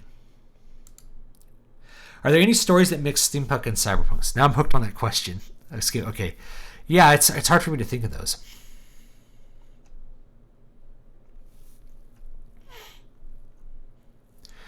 Jared, what do you think of Quentin Tarantino's dialogue? I remember you saying you weren't fond of some of his films. The dialogue is really good because the dialogue is really natural. It's the way people talk. So his dialogue is usually really good. It's definitely one of his strong points.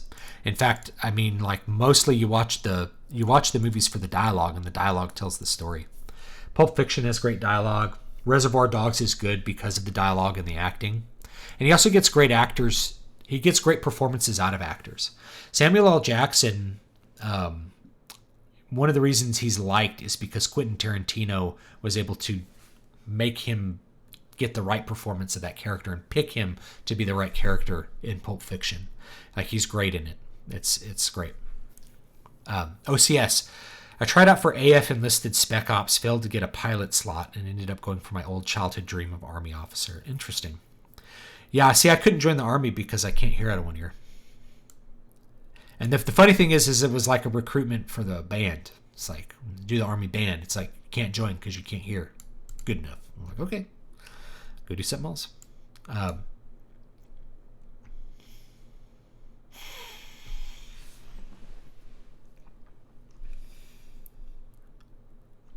Let's see here.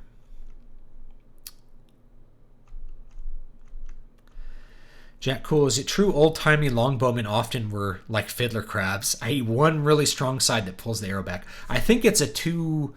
Yeah, I mean, I could see that because it's mostly this side, but you have to stabilize so much with your other side. Probably not. But it could be, yeah. It totally could be. Who knows? Jeff Ruther says, why not just a sling? It worked to kill Goliath. A longbow will kill you dead much faster. Let's see if I missed any orange. Make sure you tag me if you want me to respond to something, or if you're just talking to other people, don't tag me. Well, I love Tolkien's world. I'll admit the beginning of The Hobbit was difficult to get through due to the expo dump. Would you change any of it? Nope. I love the exposition dump. And there's actually very little of it in The Hobbit. It's a lot of silliness at the beginning, but I love the beginning of that, and I love the beginning of Lord of the Rings. I like the slower beginnings. I miss them. Yeah, Mara was Luke's wife, right? Mara Jade Skywalker, she was Luke's wife. Wasn't she an assassin? Was she the assassin originally? I'm trying to remember now. I'm hoping I might be confusing two characters, but I like Mara Jade Skywalker. Zach Mayo, do you think a line of comics would be better with some romantic tension? If so, how should I do it? I'm not very knowledgeable about romance. Yeah, I mean, romantic tension, you can do that in comics. How do you do romantic tension? You have two people that ought to be together, but there's things that don't let them be together. So the guy likes the girl, but she is out of his league. Maybe I'm thinking of superheroes, but you know, if she can't know he's a superhero. You know, if she knew he was a superhero, she'd like him, but he has to make her like him as a weak, normal Joe. Or the girl really likes the guy, but he's oblivious. Those are the two basic ones to start with. Right. For whatever reason, it's not like there's not. If the girl is liking a guy, if the girl's liking a boy, it's usually not. That the boy is out of her league or something. It's usually that he's oblivious to her feelings and she doesn't know how to communicate them, and he won't make a move against her, right? And so she has to convince him to pay attention to her. This has to do with different base sexual strategies. For men, it's about acquiring the choicest mate. For women, it's about acquiring the attention of the best male. Right? It's about getting them to focus on you, and then you gain their affection that way. Rather than men convincing a woman that he's high enough status and impressing her. It's more about the girl finding ways to get his attention and have him notice her. And if that sounds really sexist, that's just what I see. Okay. Jack Cool, I find I can't help but be cynical towards the left. Their yeses and nos are interchangeable, and they have legions of views that are contradictory when viewed in total. Yeah, the modern left is kind of an assemblage, and the modern right is too, if you look closely. It's an assemblage of different perspectives and opinions. And the right is the same way. It's like they can't decide if they're pro-freedom or they're corporatist or they're individualist or if they're pro-small business or pro-big. They can't decide what they're about. You know, the American right is just as bad as the left as far as being having no central core belief. So they're not interchangeable. They're different, but they both lack a fundamental base philosophical viewpoint or set of principles. They're not libertarians, the right. They're a mixture of people who want cultural enforcement, people who don't want cultural enforcement, people who want borders and people who don't want borders, people who want, who like big business and people who hate big business. It's all mixed together. People who like drugs, people who hate drugs. Jack Cool says, my university was 2013 to 17, and I got smacked with 2 false accusations at a Christian school. But I now have those strong women's reputations mounted on my wall. Just saw an ad for Love, Death Plus Robots on Netflix. You gonna watch it? Hadn't heard of it, but now I'll pay attention to it.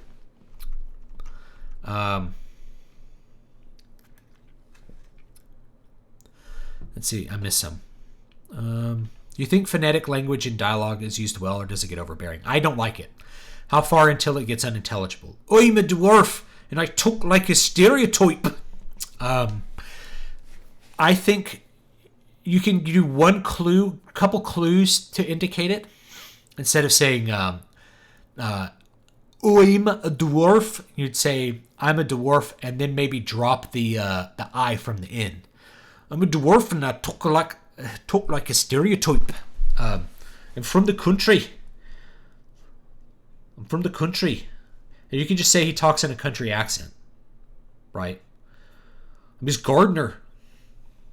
I get really annoyed with him. I think phonetic dialogue with accents gets really annoying, personally. But I've seen people do it well in that it's like,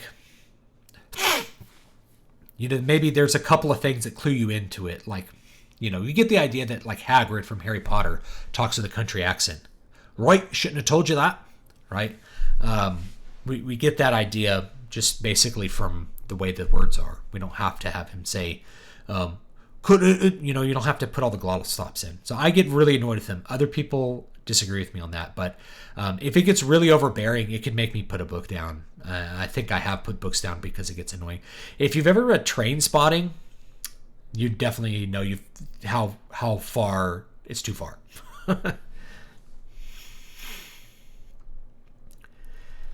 Ash, do you think secularism will decline and go away by the end of the century? Will we see the rise of overt Christian states once again? I don't know.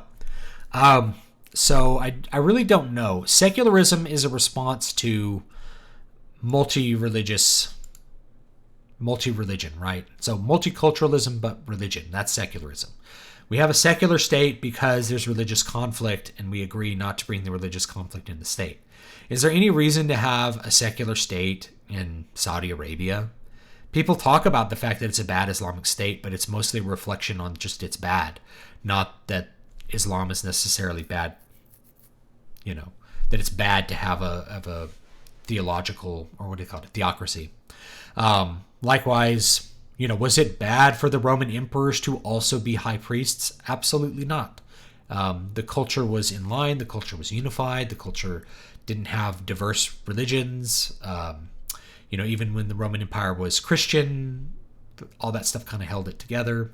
No, I don't think secularism is necessary. It's necessary if you have diverse religions that conflict with one another, like what we had from the beginning here in the U.S., really. You had a lot of different little Protestant sects that didn't want to get along. So overt Christian states, I think there already are here, and I think the ones that have always been Christian are just going to be more Christian.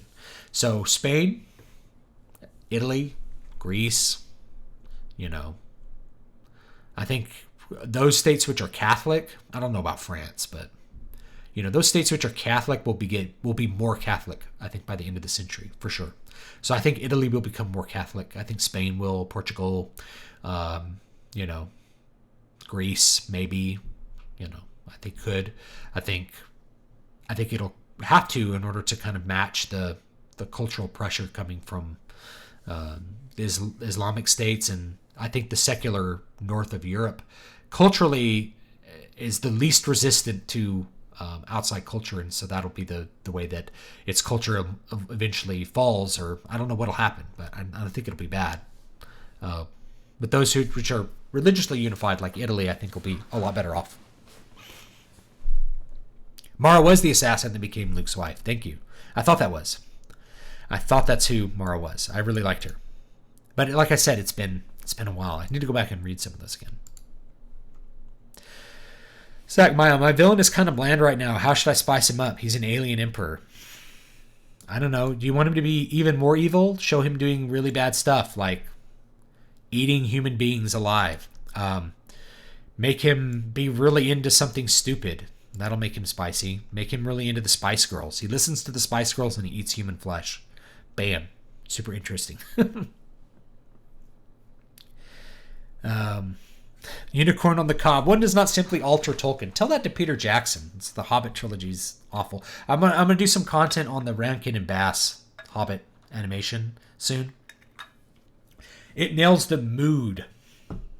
It nails the aesthetics that are appropriate to the Hobbit, even if it doesn't contain all the plot points.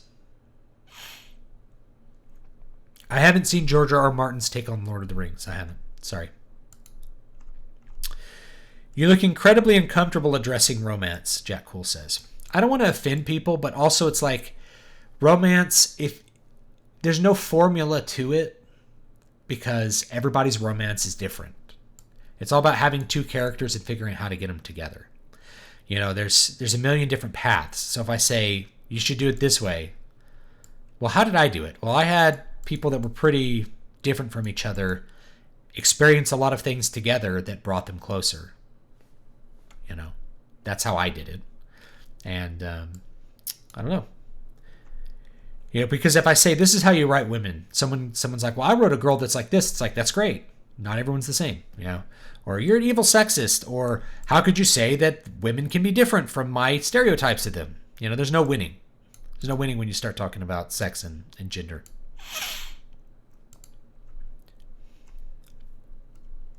My allergies are starting to get the better of me tonight. Let's see here.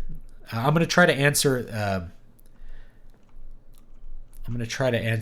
the last couple questions here, and then I probably need to go. It's been 2 hours, and I really appreciate all the comments.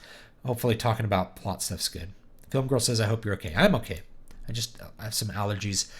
I have got like almonds, peaches. I have a cherry tree in the back that's blooming, plums, apricots, oranges. There's every fruit imaginable is blooming right now, including oaks, and I'm kind of allergic to oak pollen. So it's been a little bad on the nose lately. So if I sound a little bit like this, it's because I can't breathe so good.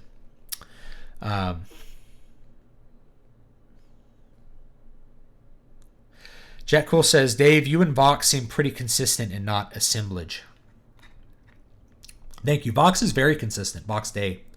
He's very consistent. And you can hate Vox Day if you want. I don't hate him, and I like his writing in a lot of cases. His nonfiction writing's good, and his fiction writing's also good. I think, if you like George R. Martin and you want something a little more, I don't know how to put it, a little better world building, I would probably check out Throne of Bones. To me, it was maybe, it's not exactly the kind of fantasy I prefer, but he definitely does his world building stuff really well. He's got like a Roman, he's got this great like Roman Empire based thing. It's really good. It's really good from that perspective. But he's very consistent on what he says and does, and he doesn't really come out and say things unless he's ready to really back it up. And then if he does change his mind on something, he explains it pretty well too. So, Nitaku. What I'm having trouble with is focusing on one story at a time. Any advice on how to deal with ideas for other stories while trying to focus on writing my current one? So what I do is I jot them down in a Word document. I just write down my ideas. I don't try to write the scenes, the story, the dialogue. I write down the ideas, and then I kind of update it as I go. So one of my stories that I worked up and been working on, and I'm hoping we'll get at least the first part of it published in a little bit of a compilation pulp comic that Jesse White's doing. That was a story that I built up. I kept coming back to while I was working on other stuff. It's like, oh, I had this idea for that. And I kept putting in lots of details for it because I just wasn't ready to dig into how I was going to write the story, but I had lots of ideas for it. So I tend to throw them in a Word document, and then all my drafting, I focus on something else. So I get the idea, I write it down so I can remember it later and evaluate it later when it's kind of cold, and then otherwise I spend my time on the current project. Kyle Lundgren. I was wondering on character development for a guiding character turn antagonist. Oh, to make a character turn into an antagonist. But I'm not knowledgeable on how to properly execute the idea on paper. So if you want a character to turn into an antagonist, like a bad guy, you want him to be a bad guy.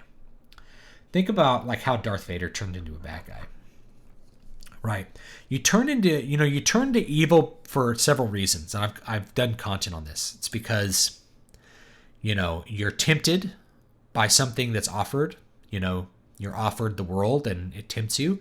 You're tempted by pleasure. You're tempted by power to do right. There's lots of things. Like I would take up this ring to do good, but through me it would wield a power too terrible to imagine. So there's lots of things that can make a character turn evil. To make it convincing, though, it's usually they have some reason to step across the edge and do something that they know is bad. And then from there, they begin to self-justify and then become evil. They philosophically are okay doing evil in order to accomplish their aims. What's his name? Will White, the Breaking Bad. He starts by saying, well, I'm going to step across this line because I have this imminent death. And then from there, it gets worse and worse. The Godfather is a great example as well. So Michael goes from a very energetic, naive, good-natured person and is slowly transformed into an evil man by the end of the second Godfather movie in particular. And that process, he has bad things happen to him. So he agrees to do something evil in order to serve his family and serve his interests. And he murders a man. And he goes into hiding, and then that causes more consequences. His wife gets killed. That hardens him. So there's a slow process of hardening. As bad things continue to happen to him and he continues to have to do more and more evil, he becomes more and more hard to his cause. And that's something that you can observe in lots of different stories. Or even like Dostoevsky, which is like, I'm going to step across this veil to see why. To see what's on the other side, just because I need to know it.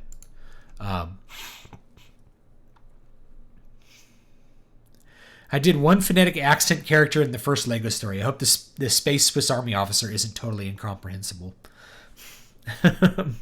If you're doing voice acting, it's a lot easier because you can just talk with an accent and people get it, versus trying to write it out.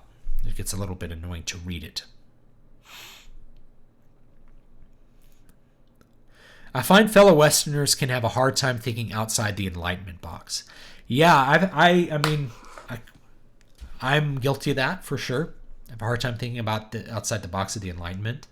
But the further back I go and the more I study, the more I view the Enlightenment as an interesting fad, but I agree less and less with its premises and its conclusions as I go.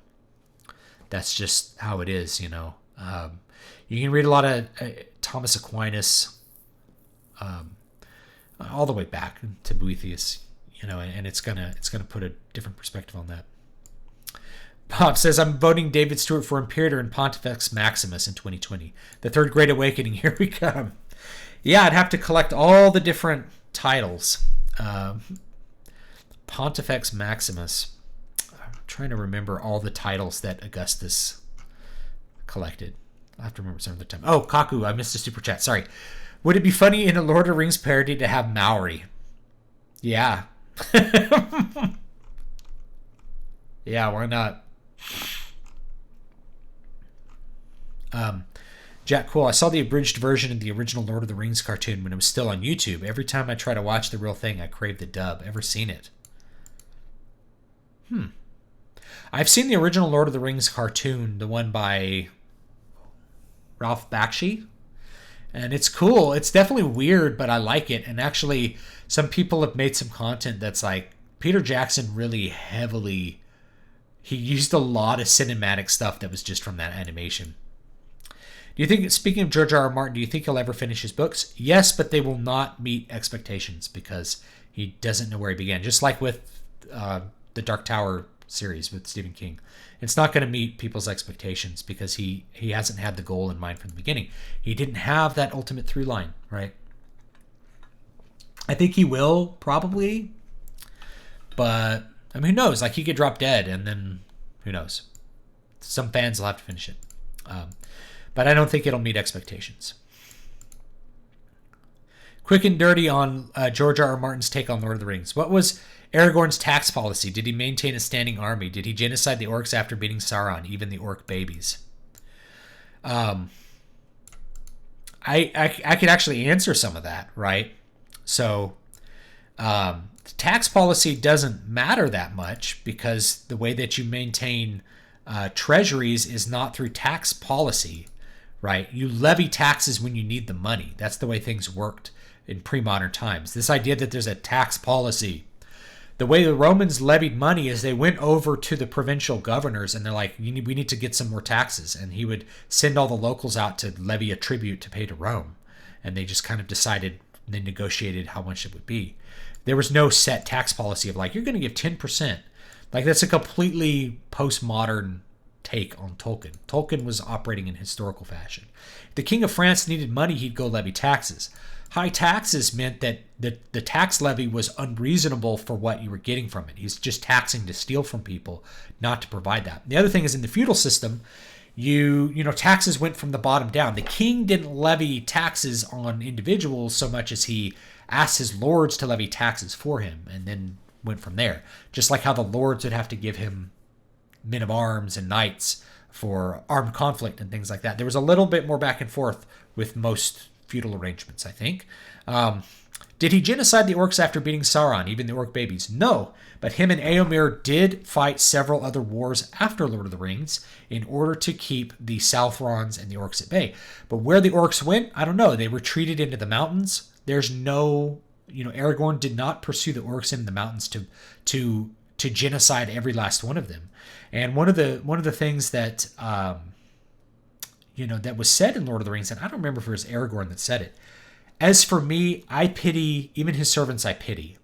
Aragorn cared about the orcs. He cared about the bad guys because he saw that they were living beings and that he pitied them for having to serve an evil and dark lord rather than having freedom to do their own things. So no, he didn't pursue the orcs. And that's actually in the appendices. They did fight wars afterwards, but he didn't go in and kill them all. This is nonsense. But I'll have to look it up now and give a response. Film Girl's movie is on her channel. Yes. Maybe I'll check it out. I remember. I'm really sorry. Christopher Feely, do you think religious symbolism still has a place in modern fantasy? Absolutely. What kind of value does it add? Tons. What is religious symbolism? Well, I mean, Alita had religious symbolism, right? Religious symbolism is an appeal to our spirit, appeal to morals, appeal to the nature of God, our relationship with God. All of those things are super important. If you try to avoid characters' relationships with morals, with gods, or the nature of reality, it ends up just being a hollow, manneristic experience. The best stuff has religion in it and has some sort of important religious thing to say. I think Brandon Sanderson is a Mormon.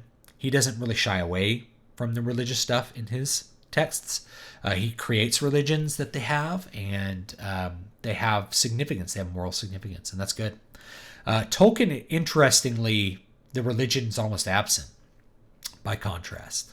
But there's a lot of symbolism from Catholic anti-modern perspective that's really good, even though the characters don't have religion. So absolutely. It has a ton of value because our spirit has value. and our traditions have value. The pagan tradition has value if you want to go that way, or the Christian tradition, or Eastern traditions. All of those have value because they had value to our ancestors. Our ancestors did not have religious beliefs for no reason. They were valuable and served them. David, how do you balance magic and realism? Game of Thrones does it well, but they almost tear out all the magic. A magic system will do it. If you have a clear limitation on the magic. But I don't try to balance it, right? Magic's there to help me do crazy stuff, and that's what I like it for. I don't worry too much about balancing it. Do you like or dislike the Star Wars prequels? I like them. I don't like them as much as the original trilogy, but I like them, and there's lots of things to like about them, even Episode 1. Episode 1 is probably my least favorite, but it's also aesthetically beautiful. Episode 3 is probably my favorite. But Episode 2 has lots of cool stuff to it, too. Episode 2 really felt like Star Wars. Had lots of great little conflicts in it.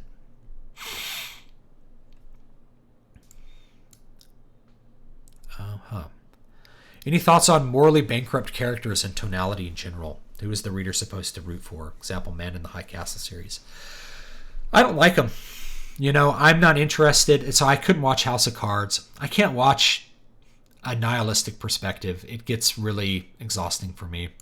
If all the characters are evil, it gets really boring. Now, Godfather, because it's about the progress of evil into the soul, and it kind of has a downer, that second movie, and the first movie too, kind of a downer ending, that's interesting. Because it's about the downfall. It's like a tragic arc, rather than just characters are bad and are evil, and they're just evil with each other. I don't like that. It doesn't appeal to me. Other people like it. It's not for me at all. To me, I think it's bad for the soul too. I don't like it in assaulting me. Bloodreich, off-topic moral question for creator. I believe artificial people aren't inherently immoral, but to what degree do you feel nudity should be avoided in artwork as a believer? I don't believe it should be. Nudity is not a problem because the human form was created to be beautiful. The problem is, what are you trying to affect in the viewer, and how are you doing that? So beautiful classic art that includes nude men or women isn't sexually titillating. But then there is, you can make sexually titillating art. It's all about context. And I hate to use, I think it was Oliver Wendell Holmes said this. It's like, I'll know it when I see it. Pornography is different from art, and we shouldn't conflate the two. I'm okay with nudity. It doesn't bother me at all. Nudity doesn't make me feel titillated on its own. It just doesn't. And the Ralph Bakshi version is what I'm talking about. Yeah, someone took it and dubbed it over with the style of Dragon Ball abridged. The result is hilarious. I'll have to look at that. But the Fun Police took it down years back, as far as I know. They should put it back up on BitChute. Lord of the Rings cartoon gets an enormous thing wrong in painting orcs as unwilling soldiers. They're supposed to be warmongering by nature. Yeah, but as soon as Sauron's ring is destroyed, they lose their will to fight. So they were controlled. They are warmongering by nature, but they were also controlled. So they do get it wrong, but not that wrong, in my opinion. Just a little wrong. Film Girl, is it better to open my story in the villain or the heroes? Whichever is more interesting. Star Wars opens with the villain. I'm conflicted. I need space, milady. On your tax policy talk, I'm always fascinated by how much of a role social skills and trust played in medieval affairs. Oh, they were so important. Very good comment. The idea of an outsider. If you couldn't walk into a medieval village, right? If you walked into a medieval village, people would be like, who's this outsider? Should we kill him? We don't know you, right? People were their social bonds in their communities were really strong. And so people migrating in and out, you couldn't just migrate into a community unless you had something specific to offer that community. Stonemasons, the way Masons developed, like the Mason fraternity organization.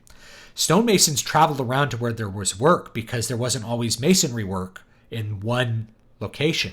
And so they developed, guilds and things like that so that they could go to a place where there was work and give their, show their, either their secret handshakes or whatever it was, to show what level Mason they were, and that they could be trusted to work on the Masonry project because they traveled around. Likewise, a lot of merchants were Jewish, not because like Jews are naturally attracted to merchantry, but because there was an inbuilt, there was an in-group thing there. As a fellow Jew could meet a Jew somewhere else and be able to do business with him because there was an inbuilt trust there. They had a mutual background and understanding and community, even though they may be from different parts of Europe. So this is one of those things. And also the fact that Jews could charge usury to Christians when they couldn't charge it to Jews. That makes whoever has the minority, if you can only charge usury to the outgroup, then whoever has the smallest group becomes the moneylenders. And that's kind of how I think the Jewish banker stereotype, which goes all the way back from before Shakespeare. Shakespeare has it. Probably goes back before then. And I think that's how that developed. And, I could be wrong, though. Bob, God, I would love a video of you breaking down this Martin quote with historical and Tolkien-based citations, just so I could send it to friends who think Martin is the best. Martin may be good at what he does, but if he's impressing upon Tolkien his sensibilities, that's just that. Moorcock didn't love Tolkien, especially in the 70s. I think he lightened on him as he's gotten older, but his complaints were like, I didn't like this merry old England stuff. He didn't like. It wasn't like, Tolkien didn't think of tax. It's like, medieval people didn't think like that. Like, who cares? Like, Moorcock didn't write about tax policy. No one cares about tax policy. We want to see wizards blow things up. Jack Cool, I've personally struggled with handling religion in military stories. If you're in the military, man, like, there's no atheists in foxholes. Faith can become a big thing. All the servicemen I've known, which is every male in my family besides me, deeply religious, and got more religious through the process. Don't worry, I know you're busy. It's not on my channel. Our actress uploaded it. It's called Dark is the Night, uploaded by Carmen Silva. Ignore the bad audio. Well, there's lots of ways to fix bad audio. That's what I'll say. Bob says, if you get a chance, I cannot recommend The Young Pope enough. Okay, I'll think about it. Jude Law, I do like Jude Law. He's a good actor, and he makes Brie Larson look like a bad actor. Unfortunately for her, she just doesn't do well opposite him. Do you think they will make Rey the Jedi Grand Master that Luke was supposed to be? She will be the one to create a proper new Jedi Order. I bet you they'll just get rid of Jedi entirely. Because that's kind of what they set up. They'll just have it's like, there's no Jedi anymore. It's now something else. We're making something new. It's new and better. Thought George Lucas, Star Wars is essentially soulless. Yep. Bob, I think the orcs are just cowards and bullies who only have courage in numbers. As soon as their leader Sauron was unmade, they ran for the hills. Absolutely, but I think there's this underlying thing that like his will was driving them. And literally, as soon as the ring is destroyed, they run away witless. Their controlling force was gone. Sauron was making himself into a god on Earth, and so when the god was gone, like they dissipated. They had nothing driving them. Have you seen Full Metal Alchemist? Yeah, I've seen the original one, and I've seen most of Brotherhood, or the first 2 seasons of Brotherhood. They're okay. I could revisit them and talk. Maybe do some critiques on it. It has a little magic system. I think the whole series is it's a little too melodramatic for my tastes, but aesthetically it's really cool. Yeah, and my main complaint with it is just it's a little too melodramatic, but the world building's fun. It's got some cool reveals. Speaking of Dragon Ball for just a bit, I always thought that Frieza was the best villain. Despite that, when translated English, he sounded like a granny at times. I haven't watched a lot of Dragon Ball, so I don't really remember it. Ever played Dwarf Fortress? Yes! I play a version of the Masterwork mod I tweaked for myself. It's awfully immersive, and I could see you loving it, albeit the time seek is heavy. Oh, yes. I do like Dwarf Fortress. You can do crazy stuff like a dude in plate mail wielding a mithril daikatana. That's cool. Honestly, Lego Greens. My impression of George R.R. Martin and his style is he wants to bring realism to fantasy, constant death, moral ambiguity, political betrayal, and a grim, edgy look at humanity as a whole. Yeah, it's not as grim as Grimdark, though. Like, a better version would be anything by Glenn Cook, like Black Company. The first 3 Black Company books are really good. I highly recommend them. And it's darker and better, and it's good. It's a mercenary company that signs on with the Dark Lord. So it's good. Dark Lord's a woman, too. Also good. It kind of sucks the life out of me, and I'd rather watch Breaking Bad. Yeah. I thought the soy voice you did for Star Wars was awesome there. It's new and better. Loved it. Yeah, it's new, and it's better. Because Jedi is... It's anti-egalitarian. Mithril slugs, black arrows are for the dweebs. All right, so that's about it for tonight. Thanks for hanging out with me and for the questions. Next week, I'll talk about character design. Character design. And I'll put it in my calendar, and I'll come up with lots of cool stuff to talk about it. What do you think of the Raimi Spider-Man trilogy? I don't know. Was that the one that had... What's his face? I guess the only Spider-Man trilogy. I guess it was okay. I thought it was a little cheesy, but Spider-Man is cheesy to me. Like, I grew up with cheesy lines from Spider-Man, so I thought it was a good adaptation. I remember your talk on Breath of the Wild. Which Zelda is your favorite? Which Zelda is your favorite, and which do you think is the best for gameplay, lore, or characters? My favorite is Legend of Zelda: A Link to the Past. And it's the best because I love the story, I love the gameplay, the characters, I have deep nostalgia for it, the music, the aesthetics, I love everything about it. The best is a lot harder to say. It's hard to know what the best is. For me, I might be Linked to the Past, but you have to, there's 3D Zeldas and there's isometric Zeldas. I think Link to the Past is probably the best isometric Zelda. And then there's that one side-scroller. I've spent a lot of hours playing Zelda 2 and sucking at it because it's so hard. But for 3D Zeldas, my favorite is Wind Waker. And I think Wind Waker might be the best one. It has some of the coolest in-game reveals. It has some of the best feeling that was associated with it, like getting in your boat and going out on the ocean. The way the music, the mood, the aesthetics, everything interacted. Wind Waker was a really good game. I think it was better than Ocarina of Time, not to take anything away from that. Ocarina of Time is a great game. I'm actually replaying it with my son because he likes to play those a little bit. He's only 3, but he likes to walk around and look at stuff and hit things with a sword. He thinks that's a lot of fun. So I've been replaying it, and it's good. The gameplay of Ocarina of Time really does hold up, but the gameplay of Wind Waker to me really holds up the best. Twilight Princess is also good, but just it tries to do a little too much, and so it comes off as too fragmented. Whereas Wind Waker felt a little more focused, and something about going to a new island. There's a new area to explore. Everything was kind of in these little pockets. Felt really good. So I love Wind Waker. That's probably the best one, but Link to the Past is my favorite, and definitely the best isometric.